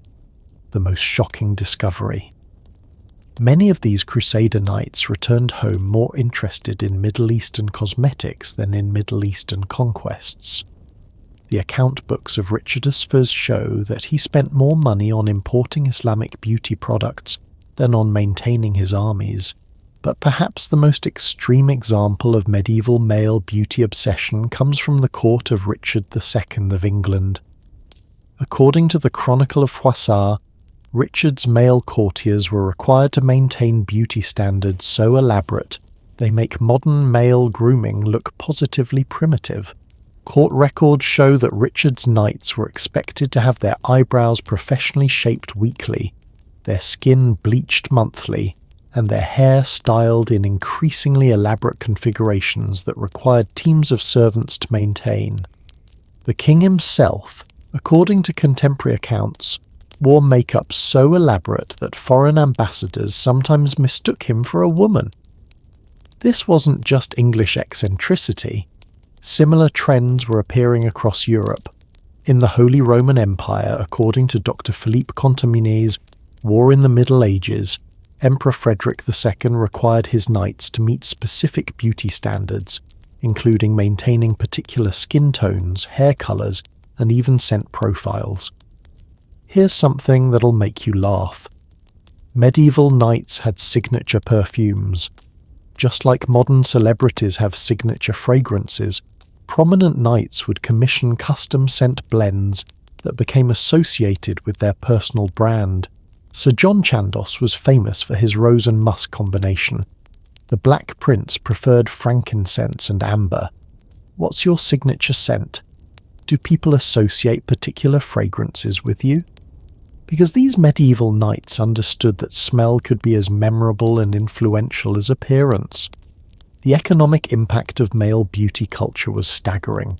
According to trade records from the Guild of Barber Surgeons in London, male grooming services generated 60% more revenue than female services during the 14th century. Men weren't just participating in beauty culture, they were driving it. But the health consequences for men were just as devastating as for women. Dr. Carol Rawcliffe's analysis of medieval medical records found that male cosmetic poisoning was actually more common than female, primarily because men used higher concentrations of toxic substances to achieve more dramatic effects that would show through armour and helmets. The case of Sir Reginald de Grey is particularly disturbing. Court physician John of Ardern documented in 1376 how Sir Reginald's use of mercury-based hair dye caused complete hair loss, tooth decay, and eventually death. But even as he was dying, Sir Reginald continued his beauty routine, believing that appearing healthy was more important than actually being healthy. The religious aspects of male beauty were equally complex. While the Church condemned female vanity, they took a surprisingly different approach to male grooming. According to Dr. Caroline Walker, Bynum's research, medieval theologians argued that men had a responsibility to maintain their appearance as stewards of God's creation, while women's beauty enhancement was seen as defiance of divine will. This double standard created interesting theological gymnastics. The same rouge that made a woman sinful made a man godly.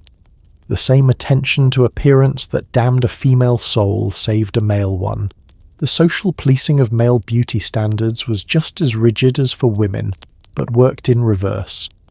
A man who didn't maintain proper grooming standards could be excluded from knightly orders, denied entry to court, and even challenged to duels for insulting the fellowship of proper men.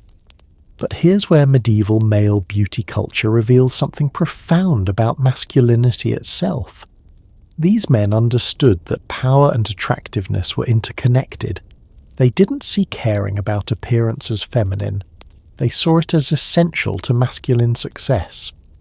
The decline of elaborate male beauty culture came gradually during the Renaissance, as new ideals of masculinity emerged that emphasized intellectual achievement over physical perfection.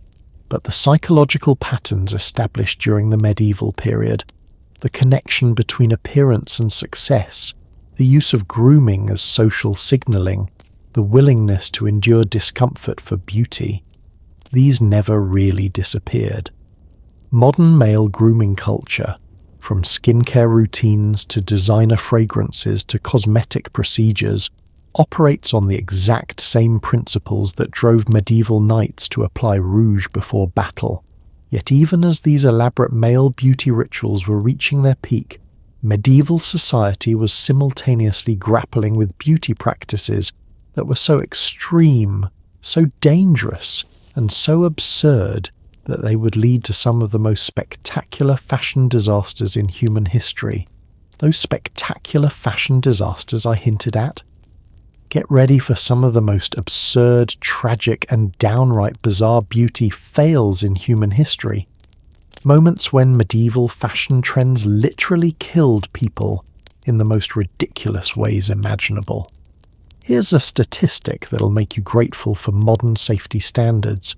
According to Dr. Barbara Hannawalt's research in Growing Up in Medieval London, fashion-related accidents caused approximately 15% of all recorded urban deaths in major European cities during the 14th century. That's more than plague, warfare, or even common diseases in some years. Let me start with what historians now call the Great Headdress Catastrophe of 1428. Picture this. The Duchess of Bedford hosting a grand feast at her castle, with over 200 noble ladies wearing the latest fashion sensation. Headdresses called hennins that stood up to 3 feet tall and were decorated with elaborate veils, jewels, and even live birds. According to chronicler Enguerrand de Monstrelet, whose account survives in the Bibliothèque Nationale, disaster struck when a sudden gust of wind through the great hall caught the ladies' massive headdresses like sails. Within minutes, 17 women had been knocked unconscious by their own fashion accessories. 3 suffered broken necks from the weight of toppling hennins, and one poor duchess was literally strangled by her own veil. But here's the most absurd part. Instead of abandoning these dangerous headdresses, noble women began hiring special headdress guards, servants whose only job was to prevent fashion-related injuries. Yes, medieval women needed bodyguards to protect them from their own hats. Now here's a question that might make you reconsider your own fashion choices. What's the most uncomfortable or impractical thing you've ever worn just because it looked good? Because medieval people literally died for fashion in ways that make modern beauty suffering look trivial. But the headdress disaster was just the beginning. Let me tell you about the pointed shoe plague of 1476, which started as a fashion statement and ended as a public health crisis. Remember those ridiculously long pointed shoes we discussed earlier? Well, in Strasbourg, according to the city chronicles preserved in the municipal archives, the trend reached such extremes that people were wearing shoes with points over 4 feet long. The mayor actually had to issue emergency legislation limiting shoe length after a series of catastrophic accidents. The breaking point came during the festival of St. John, when hundreds of citizens gathered in the town square wearing their most elaborate pointed footwear. According to eyewitness account by merchant Johann Geiler von Kaisersberg, what started as a celebration quickly became chaos when people literally couldn't move without tripping over each other's shoes. The scene he describes is both horrifying and hilarious. The square became a writhing mass of tangled limbs and pointed leather, with citizens falling like dominoes, unable to rise due to the length of their footwear. Many were trampled not by other people, but by the shoes of those attempting to help them. The final death toll? 43 people died, and over 200 were injured, all because of shoes that were too fashionable to be functional. But perhaps the most bizarre fashion disaster in medieval history was the dancing plague of 1518, an event so strange that historians are still debating what actually happened. According to physician Paracelsus, who investigated the incident firsthand, it began in Strasbourg when a woman named Frau Trophea began dancing uncontrollably in the street. Within days, dozens of others had joined her, dancing continuously for days without rest. Within a month, over 400 people were dancing themselves to death. Now, here's where this connects to our beauty story. Dr. John Waller's modern analysis in A Time to Dance, A Time to Die suggests that the plague was triggered by a combination of ergot poisoning and, brace yourself for this, extremely tight-fitting clothing that had become fashionable among the merchant class. The new fashion trend involved corsets and undergarments so restrictive they affected blood circulation and potentially caused hallucinations when combined with contaminated grain. People were literally dancing themselves to death because their clothes were so tight they were cutting off oxygen to their brains. The authorities' solution? They hired musicians and built stages, believing that more dancing would cure the problem. Instead, it made everything worse. According to contemporary physician accounts, people danced until their feet bled through their shoes, their hearts gave out from exhaustion, and some literally danced themselves to death. What's your most uncomfortable outfit experience? Have you ever worn something so restrictive you felt physically ill? Drop a comment, because medieval people took this to deadly extremes. But individual fashion fails were nothing compared to the group psychology disasters that occurred when entire courts adopted dangerous beauty trends simultaneously. Let me take you to the court of Charles VI of France, where according to chronicler Jean Juvenal des Ursins, a beauty trend involving flammable cosmetics led to what became known as the Night of Burning Faces. The trend was for cosmetics that created a luminescent glow in candlelight, achieved by mixing standard makeup with highly flammable alcohol-based substances. During a winter court celebration in 1393, multiple ladies' faces literally caught fire from the numerous candles illuminating the feast hall. The account describes a scene of absolute horror. Women running through the hall with their faces ablaze, their elaborate headdresses adding fuel to the flames, while other courtiers tried desperately to extinguish human beings who'd become living torches. 7 women died that night, and dozens more were permanently disfigured. Yet the most shocking part? According to court records, some ladies continued using these flammable cosmetics, believing that the risk was worth the beautiful effect they created. The international spread of dangerous fashion trends reveals something disturbing about medieval communication networks. Bad ideas travel just as fast as good ones, often with devastating consequences. Take the Venetian blind beauty trend of 1456, documented by merchant Giovanni da Pian del Carpine. Venetian ladies had begun using a cosmetic technique that involved deliberately damaging their vision to create an ethereal, unfocused gaze that was considered supremely attractive. The process involved applying eye drops made from belladonna, a toxic plant that dilated pupils and blurred vision. The effect was supposed to make women look dreamy and otherworldly. Instead, it made them functionally blind. The trend spread across Italy within months, then to France and England within a year.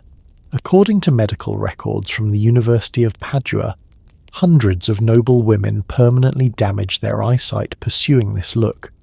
Some became completely blind, yet continued using the drops because they had become addicted to the belladonna.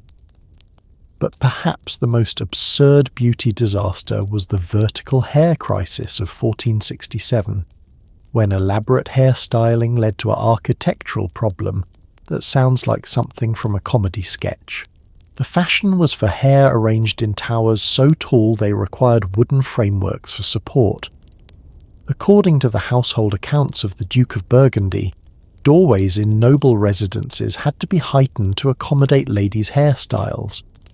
When renovations couldn't keep up with hair fashion, women began walking through doorways on their knees. The crisis peaked when the Duchess of Cleves became trapped in her own carriage because her hairstyle was too tall for the vehicle's interior. According to court chronicler Olivier de la Marche, she spent 3 hours stuck half in and half out of her carriage, while servants attempted to dismantle either her hair or the carriage roof. The psychological aspects of these fashion disasters reveal something profound about medieval society's relationship with beauty and status. Dr. Sarah Grace Heller's research in Fashion in Medieval France shows that people would literally rather die than appear unfashionable, suggesting that social death was considered worse than actual death. This connects directly to modern social media culture, where people risk their safety for the perfect photo or spend money they don't have on fashion that serves no practical purpose. The psychology hasn't changed, only the specific manifestations. The economic impact of fashion disasters was staggering. Beyond the human cost, these trends created massive waste and economic disruption. The pointed shoe regulations in Strasbourg alone cost the city the equivalent of $2 million in today's money to implement and enforce. But here's what's really fascinating. Medieval people learned very little from these disasters. The same types of dangerous beauty trends would emerge repeatedly, often in cycles of about 20 years, just long enough for people to forget the previous catastrophe. The documentation of these disasters reveals that medieval people were surprisingly self-aware about their fashion obsessions. Many chroniclers wrote with what seems like exasperation about their contemporaries' willingness to risk everything for appearance. Yet they also understood something we're still grappling with today: the irresistible power of beauty trends to override common sense, personal safety, and even survival instincts. These weren't primitive people making ignorant choices. They were sophisticated individuals making calculated decisions that we would recognize today. What's remarkable is how these medieval fashion disasters establish patterns that persist in modern beauty culture. The willingness to ignore safety for aesthetics, the tendency for dangerous trends to spread rapidly through social networks, and the way group psychology can normalize clearly risky behavior. While the spectacular fashion fails were making headlines across medieval Europe, something even more significant was happening behind the scenes. The very trade routes that carried news of these disasters were also carrying beauty innovations, spices and techniques that would fundamentally transform European aesthetics in ways that make our global beauty industry possible. Behind those beauty innovations I mentioned lay the most sophisticated international trade network in human history, one where a single jar of saffron-based rouge was worth more than a knight's horse, and merchants built empires not on gold or silk, but on the human desire to be beautiful. Here's a fact that'll reframe everything you know about medieval economics. According to Dr. Janet Abulugod's research in Before European Hegemony, beauty-related goods comprised nearly 40% of all luxury trade along the Silk Road by the 13th century. That's more than spices for food, more than precious metals, more than any other category of luxury goods. Let me introduce you to Marco Polo's secret business, because while everyone knows about his famous travels, almost nobody knows that his family's real fortune came from cosmetics trafficking. According to his own account in The Travels of Marco Polo, the Polo family's most profitable cargo wasn't silk or spices for cooking. It was beauty ingredients that European women would literally kill for. One shipment that Marco documented in 1275 contained saffron worth 50 times its weight in gold, ground pearls from the Persian Gulf, coal made from rare minerals found only in Afghanistan, and something he described as dragon's blood, a red resin from Southeast Asia that created the most coveted lip colour in medieval Europe. But here's where this gets absolutely mind-blowing. A single jar of this imported lip colour cost the equivalent of $25,000 in today's money.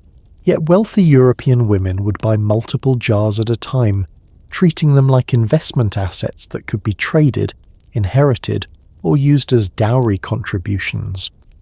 Now think about this. What's the most expensive beauty product you've ever bought? Because medieval women were spending small fortunes on cosmetics that had travelled literally thousands of miles to reach them. The economic complexity of the medieval beauty trade was staggering. According to Venetian customs records preserved in the state archives, beauty merchants operated under a classification system more complex than modern international trade regulations. Cosmetics were categorized by origin, purity, magical properties, and even the social class of people allowed to purchase them. But the real game changer was saffron. And when I say game changer, I mean it literally reshaped the global economy. Dr. Pat Willard's research in Secrets of Saffron reveals that during the 14th century, saffron was consistently worth more than gold, silver, or any other commodity except certain rare gems. Why was saffron so valuable? Because it took 150 flowers to produce just 1 gram of the spice, and medieval women discovered that saffron-based cosmetics created a golden glow that no other substance could replicate. According to the Livre des Simples Médecines from 1480, saffron makeup could make a woman appear to be touched by divine light. The saffron trade created some of the world's first beauty moguls. Meet Benedetto Cotrugli, a 15th century Venetian merchant whose business records, discovered in the Dubrovnik State Archives in 1967, show he built an empire worth the equivalent of $500 million today, entirely from importing and selling beauty-grade saffron. Cotrugli's operation was remarkably sophisticated. He maintained suppliers in Kashmir, Persia and Spain, quality control laboratories in Venice and Constantinople, and distribution networks reaching from London to Cairo. His customer list read like a who's who of medieval nobility, queens, duchesses, and wealthy merchants' wives across 3 continents. But here's the really fascinating part. Catrulli wasn't just selling cosmetics, he was selling dreams, status, and identity. According to his surviving correspondence, he marketed different grades of saffron to different social classes, creating an entire hierarchy of beauty based on purchasing power. His top-tier product, called Royal Phoenix Saffron, was reserved for queens and empresses. Mid-grade noble virgin saffron was for duchesses and countesses, and merchant's daughter saffron was for wealthy but non-noble women who wanted to signal upward mobility through their cosmetics. The international nature of the beauty trade created fascinating cultural exchanges that changed European aesthetics forever. When Crusaders returned from the Holy Land, they brought back more than just military experiences. They brought kohl techniques from Egypt, henna practices from Persia, and rosewater distillation methods from Damascus. Dr. Susan Mosher Steward's analysis in Women, Work and Family in Medieval Europe shows that these returning crusaders essentially introduced the first wave of international beauty trends to European courts. Suddenly, the exotic became fashionable, and European women began adopting beauty practices from cultures they had previously considered inferior. The most dramatic example was the adoption of Islamic eye makeup techniques. According to chronicler William of Tyre, by 1180, European noble women were lining their eyes with kohl in patterns directly copied from Saracen ladies they had encountered during diplomatic exchanges. But this cultural borrowing went far beyond simple copying. It created entirely new hybrid beauty practices. French cosmetic treatises from the late 12th century described techniques that combined European base ingredients with Middle Eastern application methods and Chinese color theories, creating cosmetic formulas that were more sophisticated than anything previously available in any single culture. What beauty trends from other cultures have you adopted? K-beauty? Japanese skincare? Because medieval women were doing the same thing, just with much higher stakes and prices. The merchant families who controlled this international beauty trade became some of the most powerful people in medieval Europe.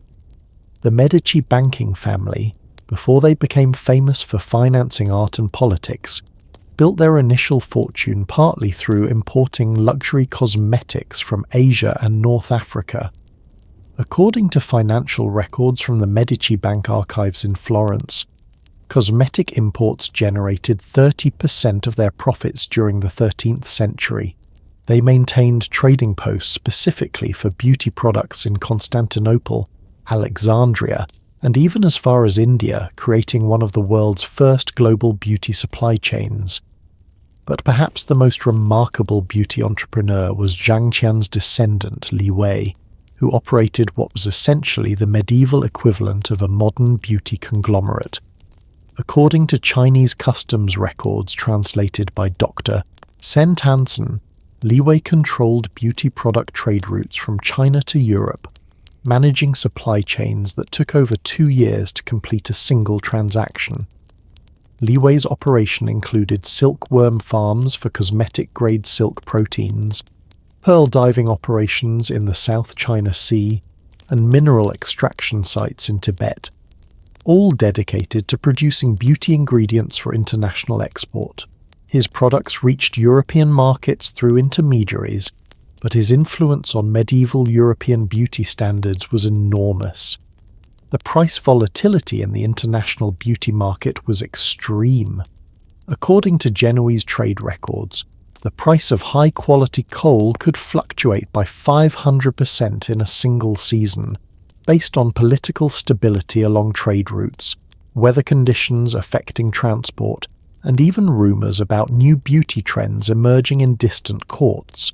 This volatility created a sophisticated futures market where merchants would buy and sell cosmetic contracts years in advance. Venetian banking records show that some merchants became wealthy simply by speculating on future beauty trends without ever handling actual cosmetic products. The most expensive beauty ingredient ever traded was something called Virgin Phoenix Tears, a cosmetic formula that originated in the Chinese imperial court and reached Europe through the most complex trade network in medieval history.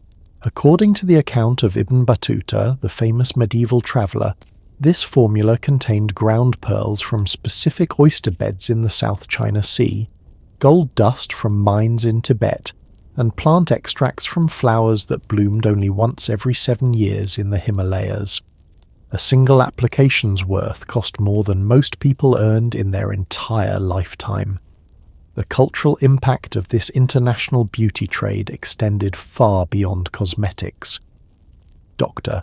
Jerry Bentley's research in Old World Encounters shows that beauty-related trade was often the first form of peaceful cultural exchange between civilizations, creating networks of communication and mutual influence that predated and often enabled later political and economic relationships.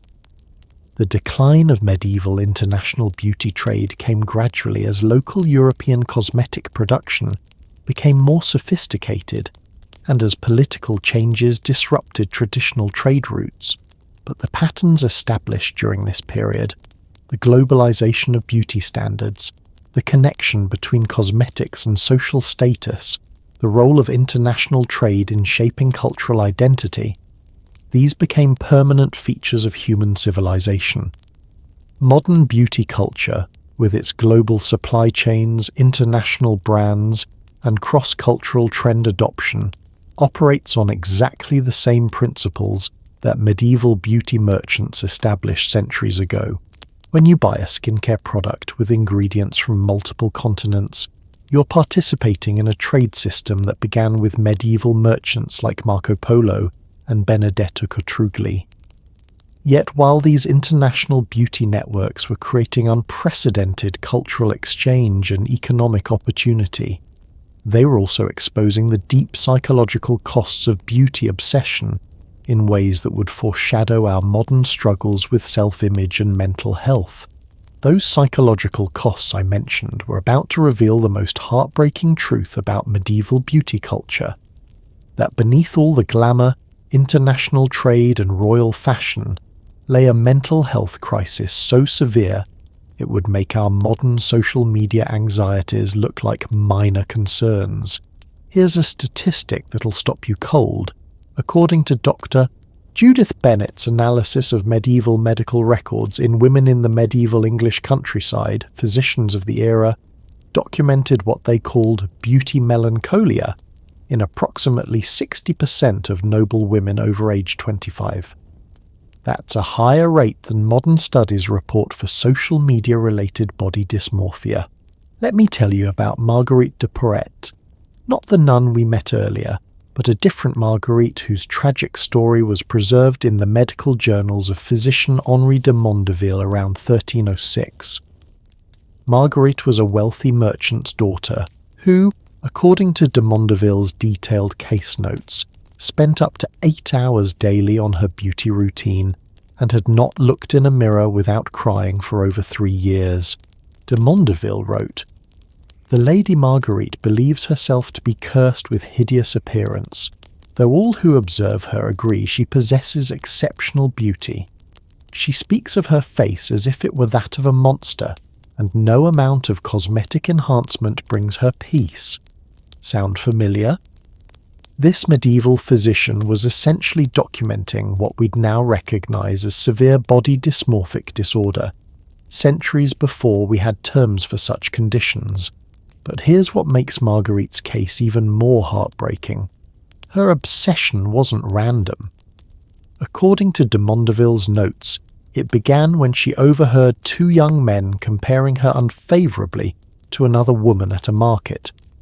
That single comment triggered a psychological spiral that consumed the rest of her short life. She died at age 28, apparently from complications related to extreme cosmetic treatment she underwent trying to fix imaginary flaws. Now here's a question that might hit close to home. Have you ever had a casual comment about your appearance stick with you for months or even years? because medieval people were dealing with the same psychological vulnerabilities we face today, just without any of our modern understanding or support systems. The medieval medical understanding of beauty-related mental health was surprisingly sophisticated in some ways, terrifyingly primitive in others. According to the Practica Major by physician Roger of Salerno, written around 1180, doctors recognized that obsession with appearance could cause what they termed corruption of the humours, essentially a mental imbalance that manifested in behaviours we'd now classify as eating disorders, self-harm, and severe depression. But their treatments, they range from bloodletting to exorcism, depending on whether they thought the problem was medical or spiritual. Dr. Nancy Cerese's research in medieval and early Renaissance medicine shows that beauty-related mental distress was often treated by deliberately making patients uglier, based on the theory that removing the source of vanity would cure the psychological problem. Imagine being so distressed about your appearance that you seek help, only to have the doctor deliberately disfigure you as treatment. This actually happened to dozens of documented cases across medieval Europe. One particularly tragic example comes from the chronicles of the Abbey of Saint-Denis, where a young woman named Aliénor de Montfort was treated for excessive vanity sickness by having her eyebrows and eyelashes permanently removed and her face scarred with heated irons.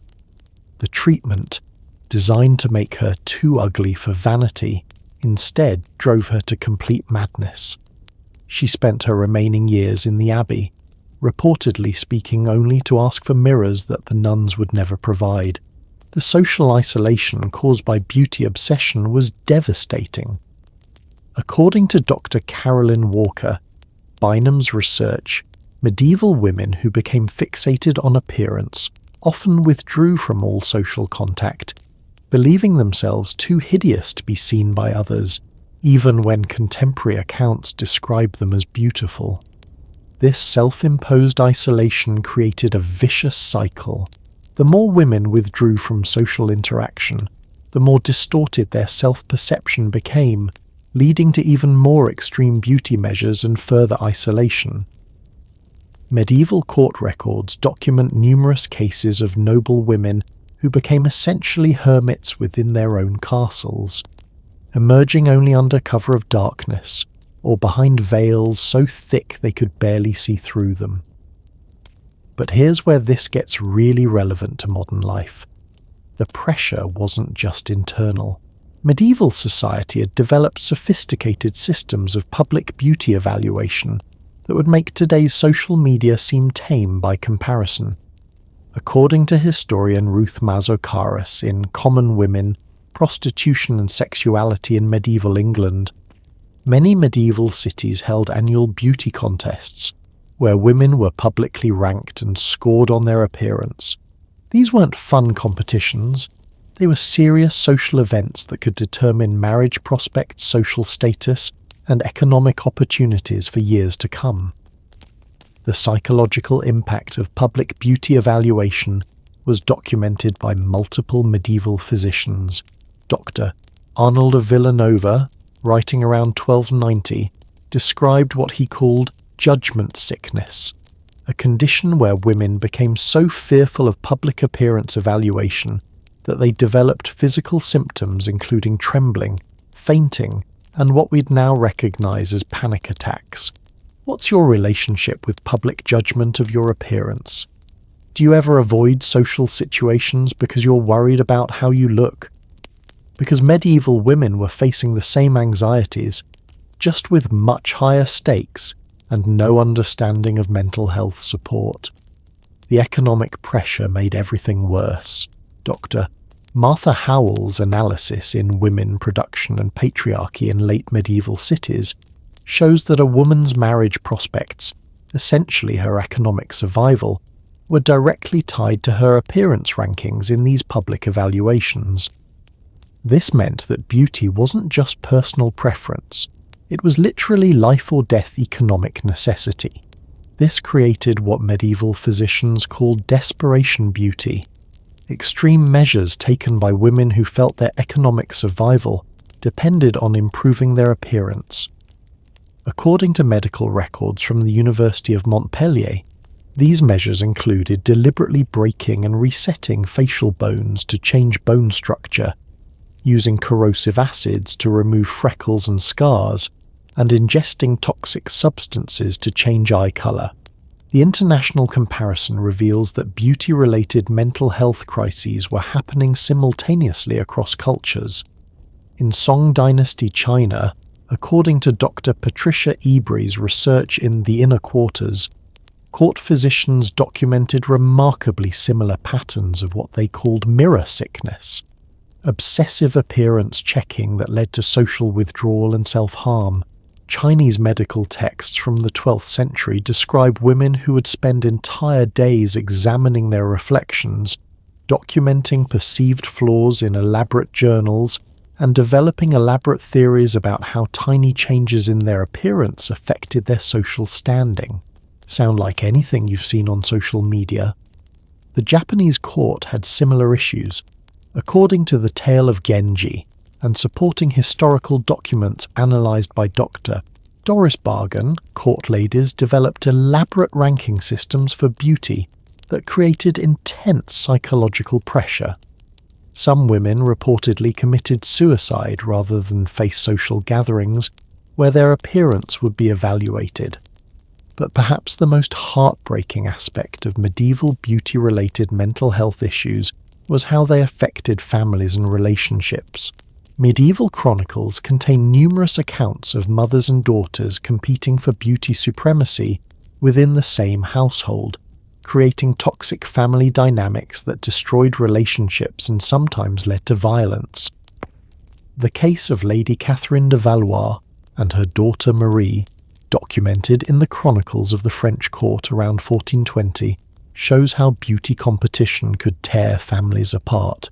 According to court observer Christine de Pizan, the mother and daughter spent years trying to outdo each other's appearance, eventually leading to Catherine allegedly poisoning Marie's cosmetics to make her break out before important social events. Here's something that might make you reflect on your own relationships. How often does appearance comparison affect your connections with friends or family members? Medieval families were destroying themselves over these same dynamics. The coping mechanisms that medieval people developed for beauty-related distress were both surprisingly modern and utterly alien to us. Some women formed what were essentially medieval support groups, gatherings where they would discuss their appearance anxieties and share coping strategies. According to the Book of Marjorie Kempe, written around 1430, these groups sometimes involved collective rejection of beauty standards, with women deliberately adopting plain dress and minimal grooming as a form of psychological rebellion against beauty pressure. But other coping mechanisms were more extreme. The Chronicle of the Grey Friars documents cases of women who deliberately disfigured themselves to escape beauty pressure, cutting their hair with knives, scratching their faces, or even burning themselves to create scars that would make them too ugly for society's beauty competitions. The recovery stories that survived show remarkable resilience.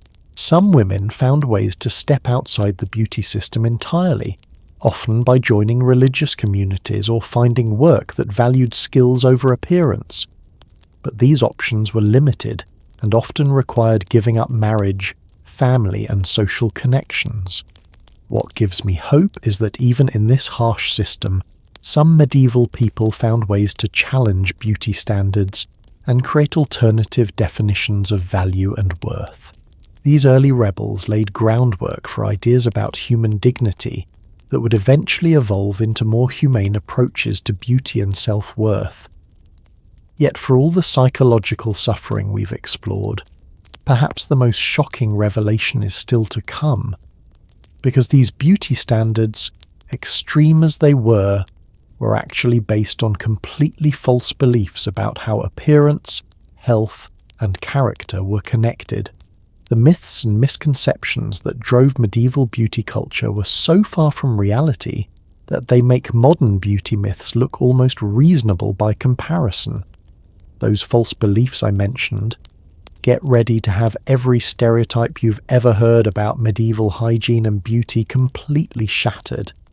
Because the reality of medieval self-care was so different from what we've been told that it'll make you question everything you thought you knew about the past. Here's a myth-busting fact that'll blow your mind. According to Dr. Catherine Aschenberg's comprehensive research in The Dirt on Clean, an unsanitized history, medieval people actually bathed more frequently and had more sophisticated hygiene practices than most people during the 18th and 19th centuries. Yes, you heard that right. Medieval folks were cleaner than your great-great-grandparents. Let me destroy the biggest myth first, the idea that medieval people never bathed. This misconception is so wrong it's almost funny. According to municipal records from medieval Paris, preserved in the Bibliothèque Nationale, the city had over 26 public bathhouses operating simultaneously in the 13th century. That's more public bathing facilities per capita than many modern cities have gyms. These weren't primitive wash basins either. Dr.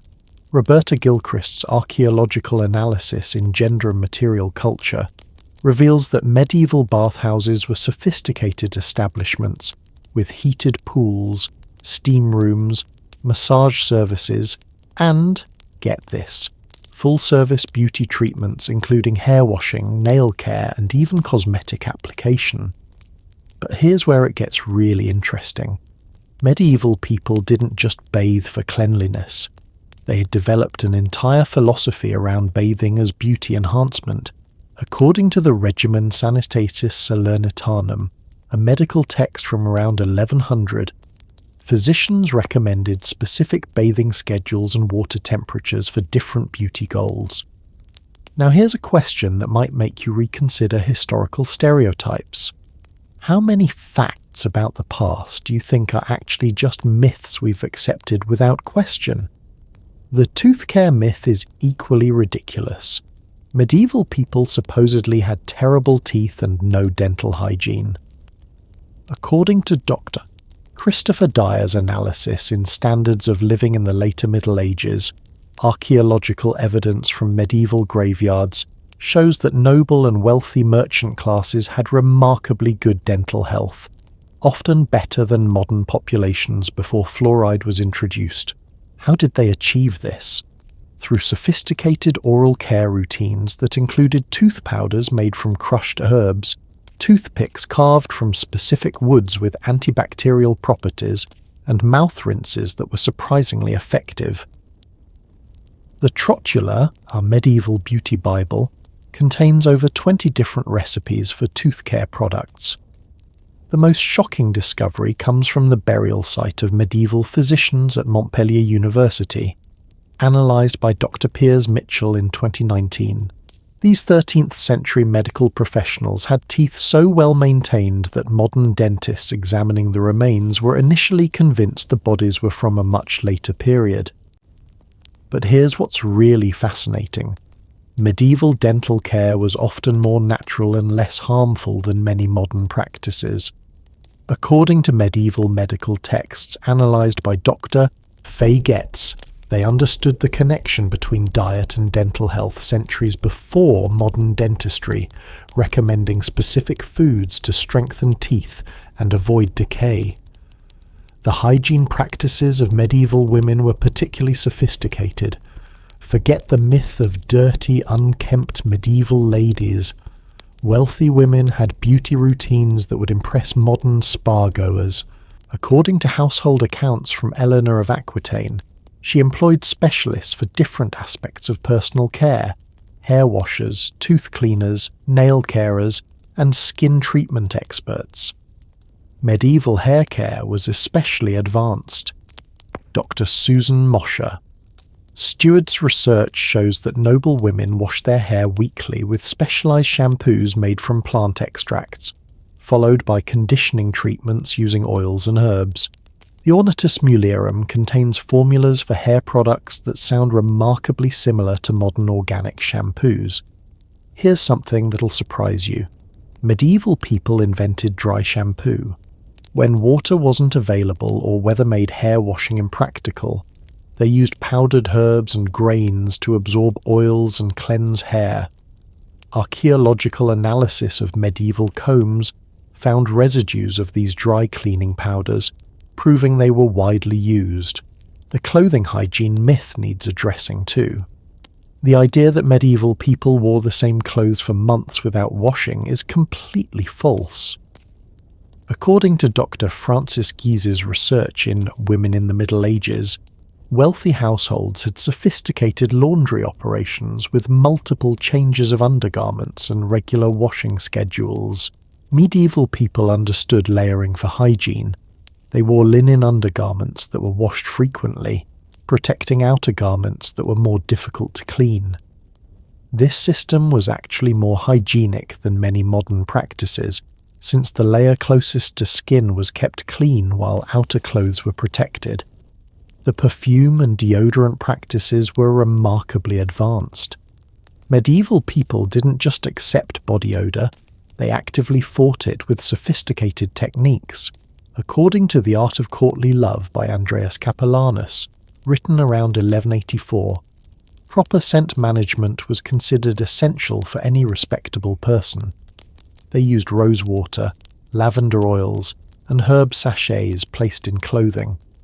Some medieval recipes for body scents were so complex they required weeks of preparation and dozens of ingredients imported from across the known world. But let's address the biggest beauty myth of all, that medieval beauty standards were primitive or unsophisticated. The reality?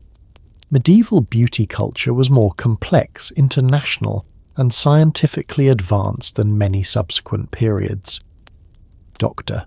Umberto Eco's analysis in Art and Beauty in the Middle Ages reveals that medieval aesthetic theory was incredibly sophisticated, incorporating mathematical principles, colour theory, and even early psychological understanding of how appearance affects perception. Medieval cosmetic chemistry was far more advanced than we've been told. According to Dr. Pliny Earl Chase's analysis of medieval laboratory equipment found in monastery ruins, medieval cosmetic makers were using distillation, crystallization, and chemical combination techniques that wouldn't be matched by commercial cosmetic manufacturers until the 19th century. The myth that medieval people were superstitious about beauty needs debunking too. While religious concerns influenced beauty practices, medieval cosmetic makers were conducting what we'd recognize as scientific experiments, testing formulations, documenting results, and refining techniques based on empirical observation. The international sophistication of medieval beauty culture was extraordinary. Thanks to trade networks we discussed earlier, a wealthy medieval woman might use cosmetics containing ingredients from Asia, Africa, and the Americas, making her beauty routine more internationally diverse than many modern products. What's the most surprising historical fact you've learned tonight? Because medieval reality was far more complex and sophisticated than the myths suggest. The preservation methods for these beauty products were remarkable. Archaeological analysis of medieval cosmetic containers shows they understood concepts like airtight storage, pH balance, and even primitive refrigeration using underground chambers and ice houses. The social accessibility of beauty practices varied enormously by region and time period. While extreme luxury cosmetics were reserved for the wealthy, basic hygiene and simple beauty enhancement were available to much broader populations than commonly believed. Dr. Christopher Dyer's economic analysis shows that even peasant households typically budgeted for basic cosmetic and hygiene supplies, soap, simple hair oils, and basic dental care products. Beauty wasn't just for the rich. It was a universal human concern that medieval society accommodated at all economic levels. The gender dynamics around beauty were more complex than simple female oppression. While women faced extreme pressures, men also participated heavily in beauty culture, and some women found ways to use beauty practices as forms of personal agency and even economic independence. Medieval people's understanding of the connection between inner health and outer beauty was surprisingly sophisticated. They recognized that diet, exercise, sleep, and emotional well-being affected appearance, concepts that modern wellness culture has rediscovered. The technological innovations in medieval beauty were remarkable. From the invention of distillation techniques for perfumes to the development of specialized tools for cosmetic application, medieval beauty culture drove technological advancement in ways that influenced chemistry, engineering, and manufacturing. As we've shattered these myths about medieval beauty reality, one thing becomes clear: the sophisticated practices, international trade networks, and complex social dynamics we've explored didn't just disappear when the medieval period ended. Instead, they evolved, adapted, and transformed into something even more powerful and pervasive, creating the foundation for every beauty trend, product, and obsession that defines our modern world. That foundation I mentioned: every time you apply sunscreen to maintain pale skin, every time you buy an anti-aging product, every time you follow a beauty influencer's routine, you're participating in beauty traditions that trace directly back to those medieval practices we've been exploring. Here's a connection that'll blow your mind. The modern $532 billion global skincare industry exists because medieval women created the world's first anti-aging obsession. According to Dr. Kathy Peace's research in Hope in a Jar: The Making of America's Beauty Culture, every major category of modern skincare — cleansers, moisturizers, anti-aging treatments, skin brighteners — can be traced back to medieval formulations and beauty theories. Let me show you exactly how medieval pale skin obsession became modern skincare culture. When European colonists spread across the globe, they carried with them the medieval belief that pale skin indicated health, wealth, and moral superiority. According to Dr. Evelyn Nakano-Glenn's research in Shades of Difference, this medieval European beauty standard was imposed on cultures worldwide, creating the global skin lightening industry that generates over $10 billion annually today. The ingredients might have changed. We use chemical sunscreens instead of lead paint, but the underlying psychology is identical. Modern SPF obsession, the fear of tanning, the marketing of brightening products — these are direct descendants of medieval pale skin mania. But here's where it gets really interesting. The modern luxury beauty industry operates on exactly the same principles as medieval cosmetic trading networks. When you buy a $200 face cream with rare ingredients from multiple continents, you're replicating the same purchasing behavior as medieval nobles buying saffron-based cosmetics that cost more than houses. Dr. Elizabeth Wissinger's analysis in this year's model shows that modern beauty marketing uses the same psychological triggers that medieval beauty merchants pioneered: scarcity, limited edition products, exotic origins, ingredients from remote locations, and social status signaling, luxury brand names instead of royal endorsements. The pointed shoe trend that caused so many medieval disasters, it never really ended. It just transformed into high heels. According to fashion historian Dr. Elizabeth Semmelhack's research in Heights of Fashion, the modern high heel industry operates on identical principles to medieval pointed shoes. The more impractical the shoe, the higher the status it signals. The psychological function is exactly the same. Just as medieval pointed shoes announced that the wearer didn't need functional feet, modern stilettos serve the same purpose. The pain, the mobility restriction, the expense — these aren't bugs in the system, they're features that signal wealth and leisure. Now here's a question that might change how you see your own shoe collection. How many pairs do you own that prioritize appearance over comfort? Because you're continuing a tradition that literally killed people in medieval times. The corset evolution is equally fascinating and disturbing. Medieval body-shaping garments directly evolved into modern shapewear, but the industry learned to be more subtle about the psychological manipulation. According to Dr. Valerie Steele's research at the Fashion Institute of Technology, modern body-shaping garments use the same compression principles as medieval corsets, just with better marketing. Instead of calling them torture devices, we call them body confidence and smoothing solutions. The medieval promise that suffering would lead to beauty became the modern promise that discomfort leads to confidence and empowerment. The makeup industry's debt to medieval cosmetics is staggering. Every modern makeup technique, foundation to create an even complexion, rouge to add colour, eye makeup to enhance features, was pioneered by medieval cosmetic makers. According to Dr.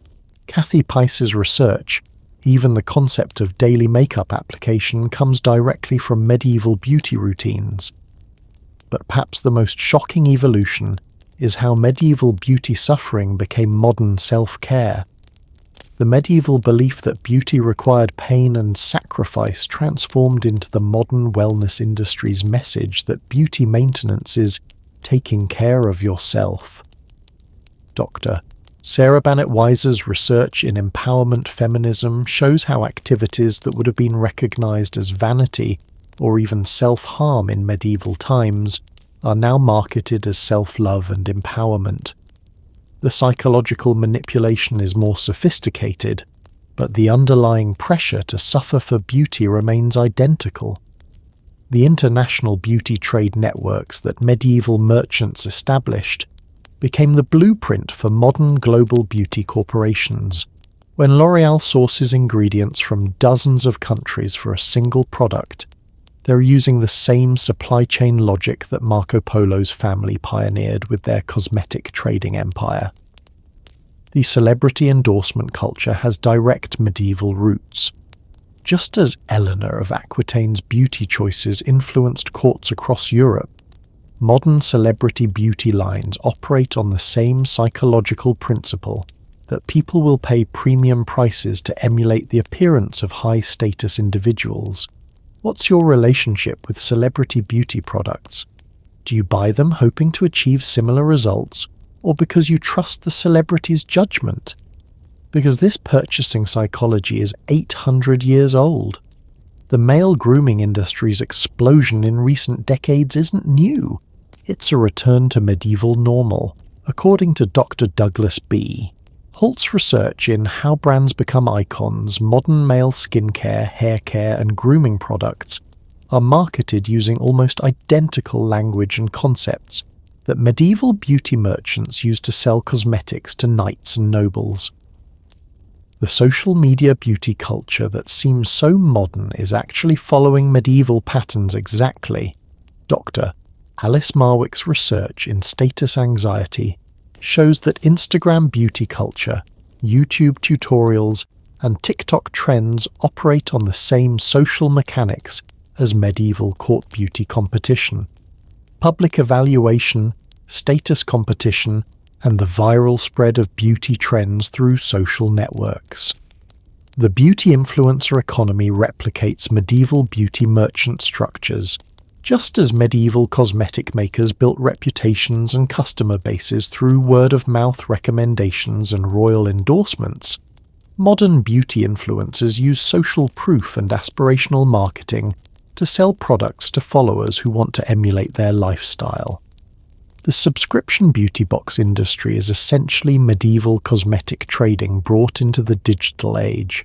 The same psychology that made medieval women pay premium prices for exotic beauty ingredients from distant lands now drives people to pay monthly fees for surprise shipments of beauty products from around the world.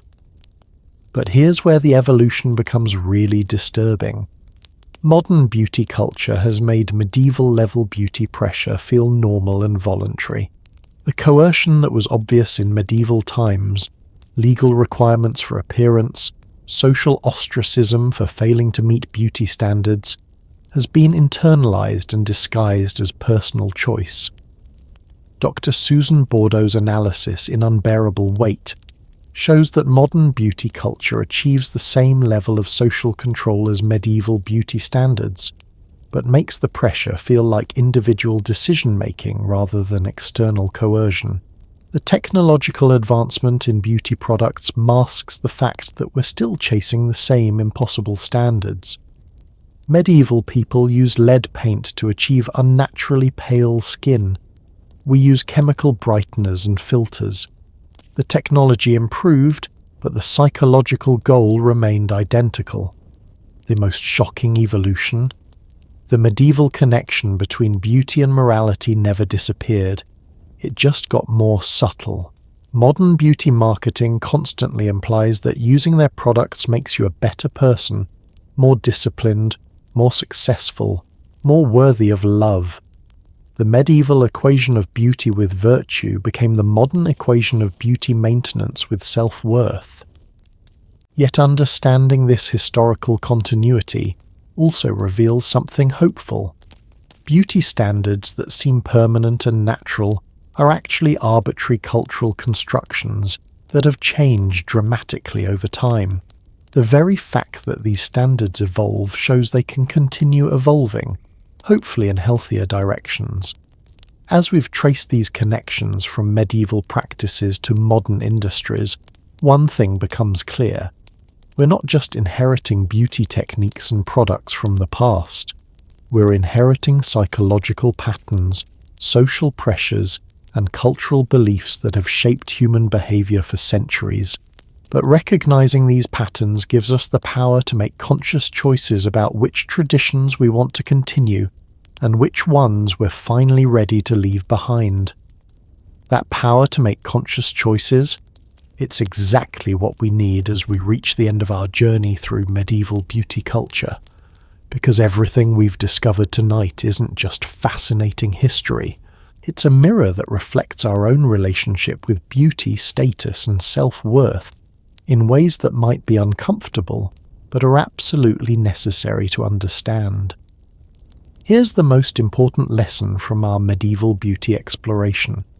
Every generation believes their beauty standards are natural, normal, and based on objective truth, when they're actually arbitrary cultural constructions that often cause more harm than good. According to Dr. Susan Bordeaux's research in Twilight Zones, this psychological pattern, the inability to see our own beauty culture as strange while finding past cultures obviously absurd, is universal across all time periods. Think about it. We've spent hours discussing medieval people who poisoned themselves with lead paint, shaped their skulls with tight corsets, and wore shoes so long they couldn't walk.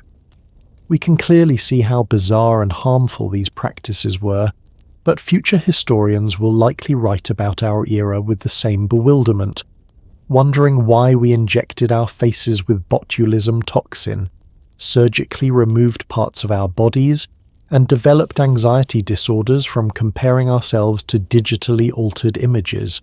Now here's the question that might change everything. If medieval people couldn't see the absurdity of their own beauty culture while they were living in it, what might we be blind to about ours? The first lesson is about recognizing artificial scarcity in beauty standards. Medieval beauty culture made naturally occurring traits, like darker skin from outdoor work, into markers of inferiority, then sold expensive solutions to fix these natural characteristics. Modern beauty culture does exactly the same thing. It pathologizes natural aging, normal body shapes, and genetic variations, then sells products and procedures to correct these flaws. Dr. Naomi Wolf's analysis in The Beauty Myth shows that this pattern of creating artificial problems to sell artificial solutions is the foundation of the entire beauty industry. Understanding this medieval precedent helps us recognize when we're being manipulated into feeling inadequate about natural human characteristics. The second lesson involves understanding the true cost of beauty conformity. Medieval people didn't just pay money for beauty, they paid with their health, their time, their relationships, and often their lives. Modern beauty culture demands similar sacrifices, just packaged differently. How many hours of your life have you spent worrying about your appearance? How much money have you spent on products that promise transformation but delivered disappointment? How many experiences have you avoided because you didn't feel attractive enough? These are the modern versions of medieval beauty taxes, costs that seem voluntary but are actually enforced by social pressure. The third lesson is about the relationship between beauty standards and social control. Medieval beauty requirements kept women focused on their appearance instead of challenging political and economic systems that oppressed them. According to Dr. Betty Friedan's analysis in The Feminine Mystique, modern beauty culture serves the same function. It channels energy that could be used for social change into personal appearance management. This doesn't mean caring about appearance is wrong. It means being aware when beauty maintenance becomes a distraction from other forms of personal development and social engagement. What would you do with your time and energy if you weren't worried about meeting beauty standards? This question might reveal how much of your life force is being diverted into appearance management. The fourth lesson concerns the psychology of comparison and competition. Medieval beauty culture created hierarchies where women competed against each other for scarce social resources, marriage opportunities, court positions, economic security. Modern beauty culture maintains similar competitive dynamics through social media, dating apps, and workplace appearance pressure. Dr. Rachel Calogeiro's research on objectification theory shows that constant appearance comparison creates the same psychological distress in modern people that medieval beauty competition created centuries ago. Understanding this historical pattern can help us recognize when we're being manipulated into harmful social comparison. The fifth lesson is about authentic self-expression versus performance of social expectations. Some medieval people found ways to use beauty practices as genuine creative expression and personal agency. Others were simply performing social requirements that had nothing to do with their authentic preferences. Learning to distinguish between beauty choices that reflect genuine self-expression and those that reflect internalized social pressure is crucial for psychological well-being. The question isn't whether beauty practices are good or bad, it's whether they're coming from internal inspiration or external coercion. How can you tell the difference? Notice how you feel when engaging in beauty practices. Do they bring joy, creativity, and self-expression? Or do they bring anxiety, compulsion, and self-criticism? Your emotional response often reveals whether you're expressing yourself or performing for others.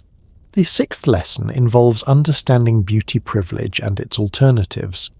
Medieval beauty standards created arbitrary hierarchies that had nothing to do with human worth, but everything to do with social and economic access. Modern beauty culture maintains similar hierarchies through appearance-based discrimination in employment, relationships, and social opportunities. Recognizing beauty privilege doesn't mean feeling guilty about natural advantages or earned aesthetic skills. It means understanding how arbitrary these advantages are and working to create systems that don't allocate human worth based on appearance. The seventh lesson is about resilience and resistance. Throughout medieval history, some people found ways to challenge beauty standards, create alternative communities, and define worth beyond appearance. These resistance strategies, focusing on skills, relationships, creative expression, spiritual development, and social contribution, remain available to us today. Dr. Kristin Neff's research on self-compassion shows that people who define their worth through non-appearance-based characteristics are more resilient, have better relationships, and experience less anxiety and depression. Medieval examples of beauty resistance can inspire modern strategies for psychological independence. The 8th lesson concerns the power of historical perspective for personal liberation. Understanding that beauty standards are temporary cultural constructions, not eternal truths, can free us from the psychological grip of contemporary beauty pressure. Medieval people who seemed hopelessly trapped in their beauty culture were actually just a few generations away from completely different standards. Our current beauty culture, which feels so permanent and natural, is equally temporary and arbitrary. What beauty standard that you've worried about meeting might seem completely ridiculous to people 100 years from now? The 9th lesson is about community and social support. Medieval people who successfully resisted destructive beauty standards usually did so within supportive communities that valued them for non-appearance-based qualities. Modern research consistently shows that strong social connections based on shared interests, values, and mutual support are the best protection against beauty-related psychological distress. Building and maintaining relationships where you're valued for your thoughts, feelings, skills, humor, kindness, and creativity creates psychological resilience against appearance-based social pressure. The final lesson is about agency and conscious choice. Medieval people often felt they had no alternatives to harmful beauty practices because these standards were presented as religious requirements, natural law, or social necessity. We have the advantage of historical perspective that reveals the arbitrary nature of all beauty standards. This knowledge gives us power that medieval people didn't have. The power to make conscious, informed decisions about which beauty practices serve our authentic well-being and which ones serve systems that profit from our insecurity. As we've journeyed through centuries of beauty obsession, suffering, and occasionally triumph, the most important discovery might be this: you have more choice than you realize. The beauty standards that feel so compelling, so natural, so necessary, they're just the latest version of human cultural construction, no more permanent or meaningful than medieval pointed shoes or lead face paint. Tonight, you've seen what happens when entire civilizations organize around impossible beauty standards. You've witnessed the suffering, the waste, the missed opportunities for human flourishing, but you've also seen examples of creativity, resistance, and authentic self-expression that transcended the limitations of their time. The choice of which patterns to continue and which to abandon is yours. The medieval people we've met tonight couldn't see beyond their cultural moment, but you can. You have the gift of historical perspective, the benefit of psychological research, and the awareness that beauty standards are human constructions, not divine commandments. What will you do with this knowledge? How will you choose to relate to beauty culture now that you understand its historical patterns and psychological mechanisms? The answers to these questions will determine whether you become another casualty of beauty culture, or someone who helps create healthier alternatives for future generations. The mirror of medieval beauty culture has shown us not just who they were, but who we are, and more importantly, who we could choose to become. The reflection is clear, the lessons are profound, and the choice is entirely yours. Thank you for taking this journey through the looking glass of medieval beauty. May the wisdom of the past illuminate the possibilities of your future. Sweet dreams, and remember, you're so much more than what you see in any mirror.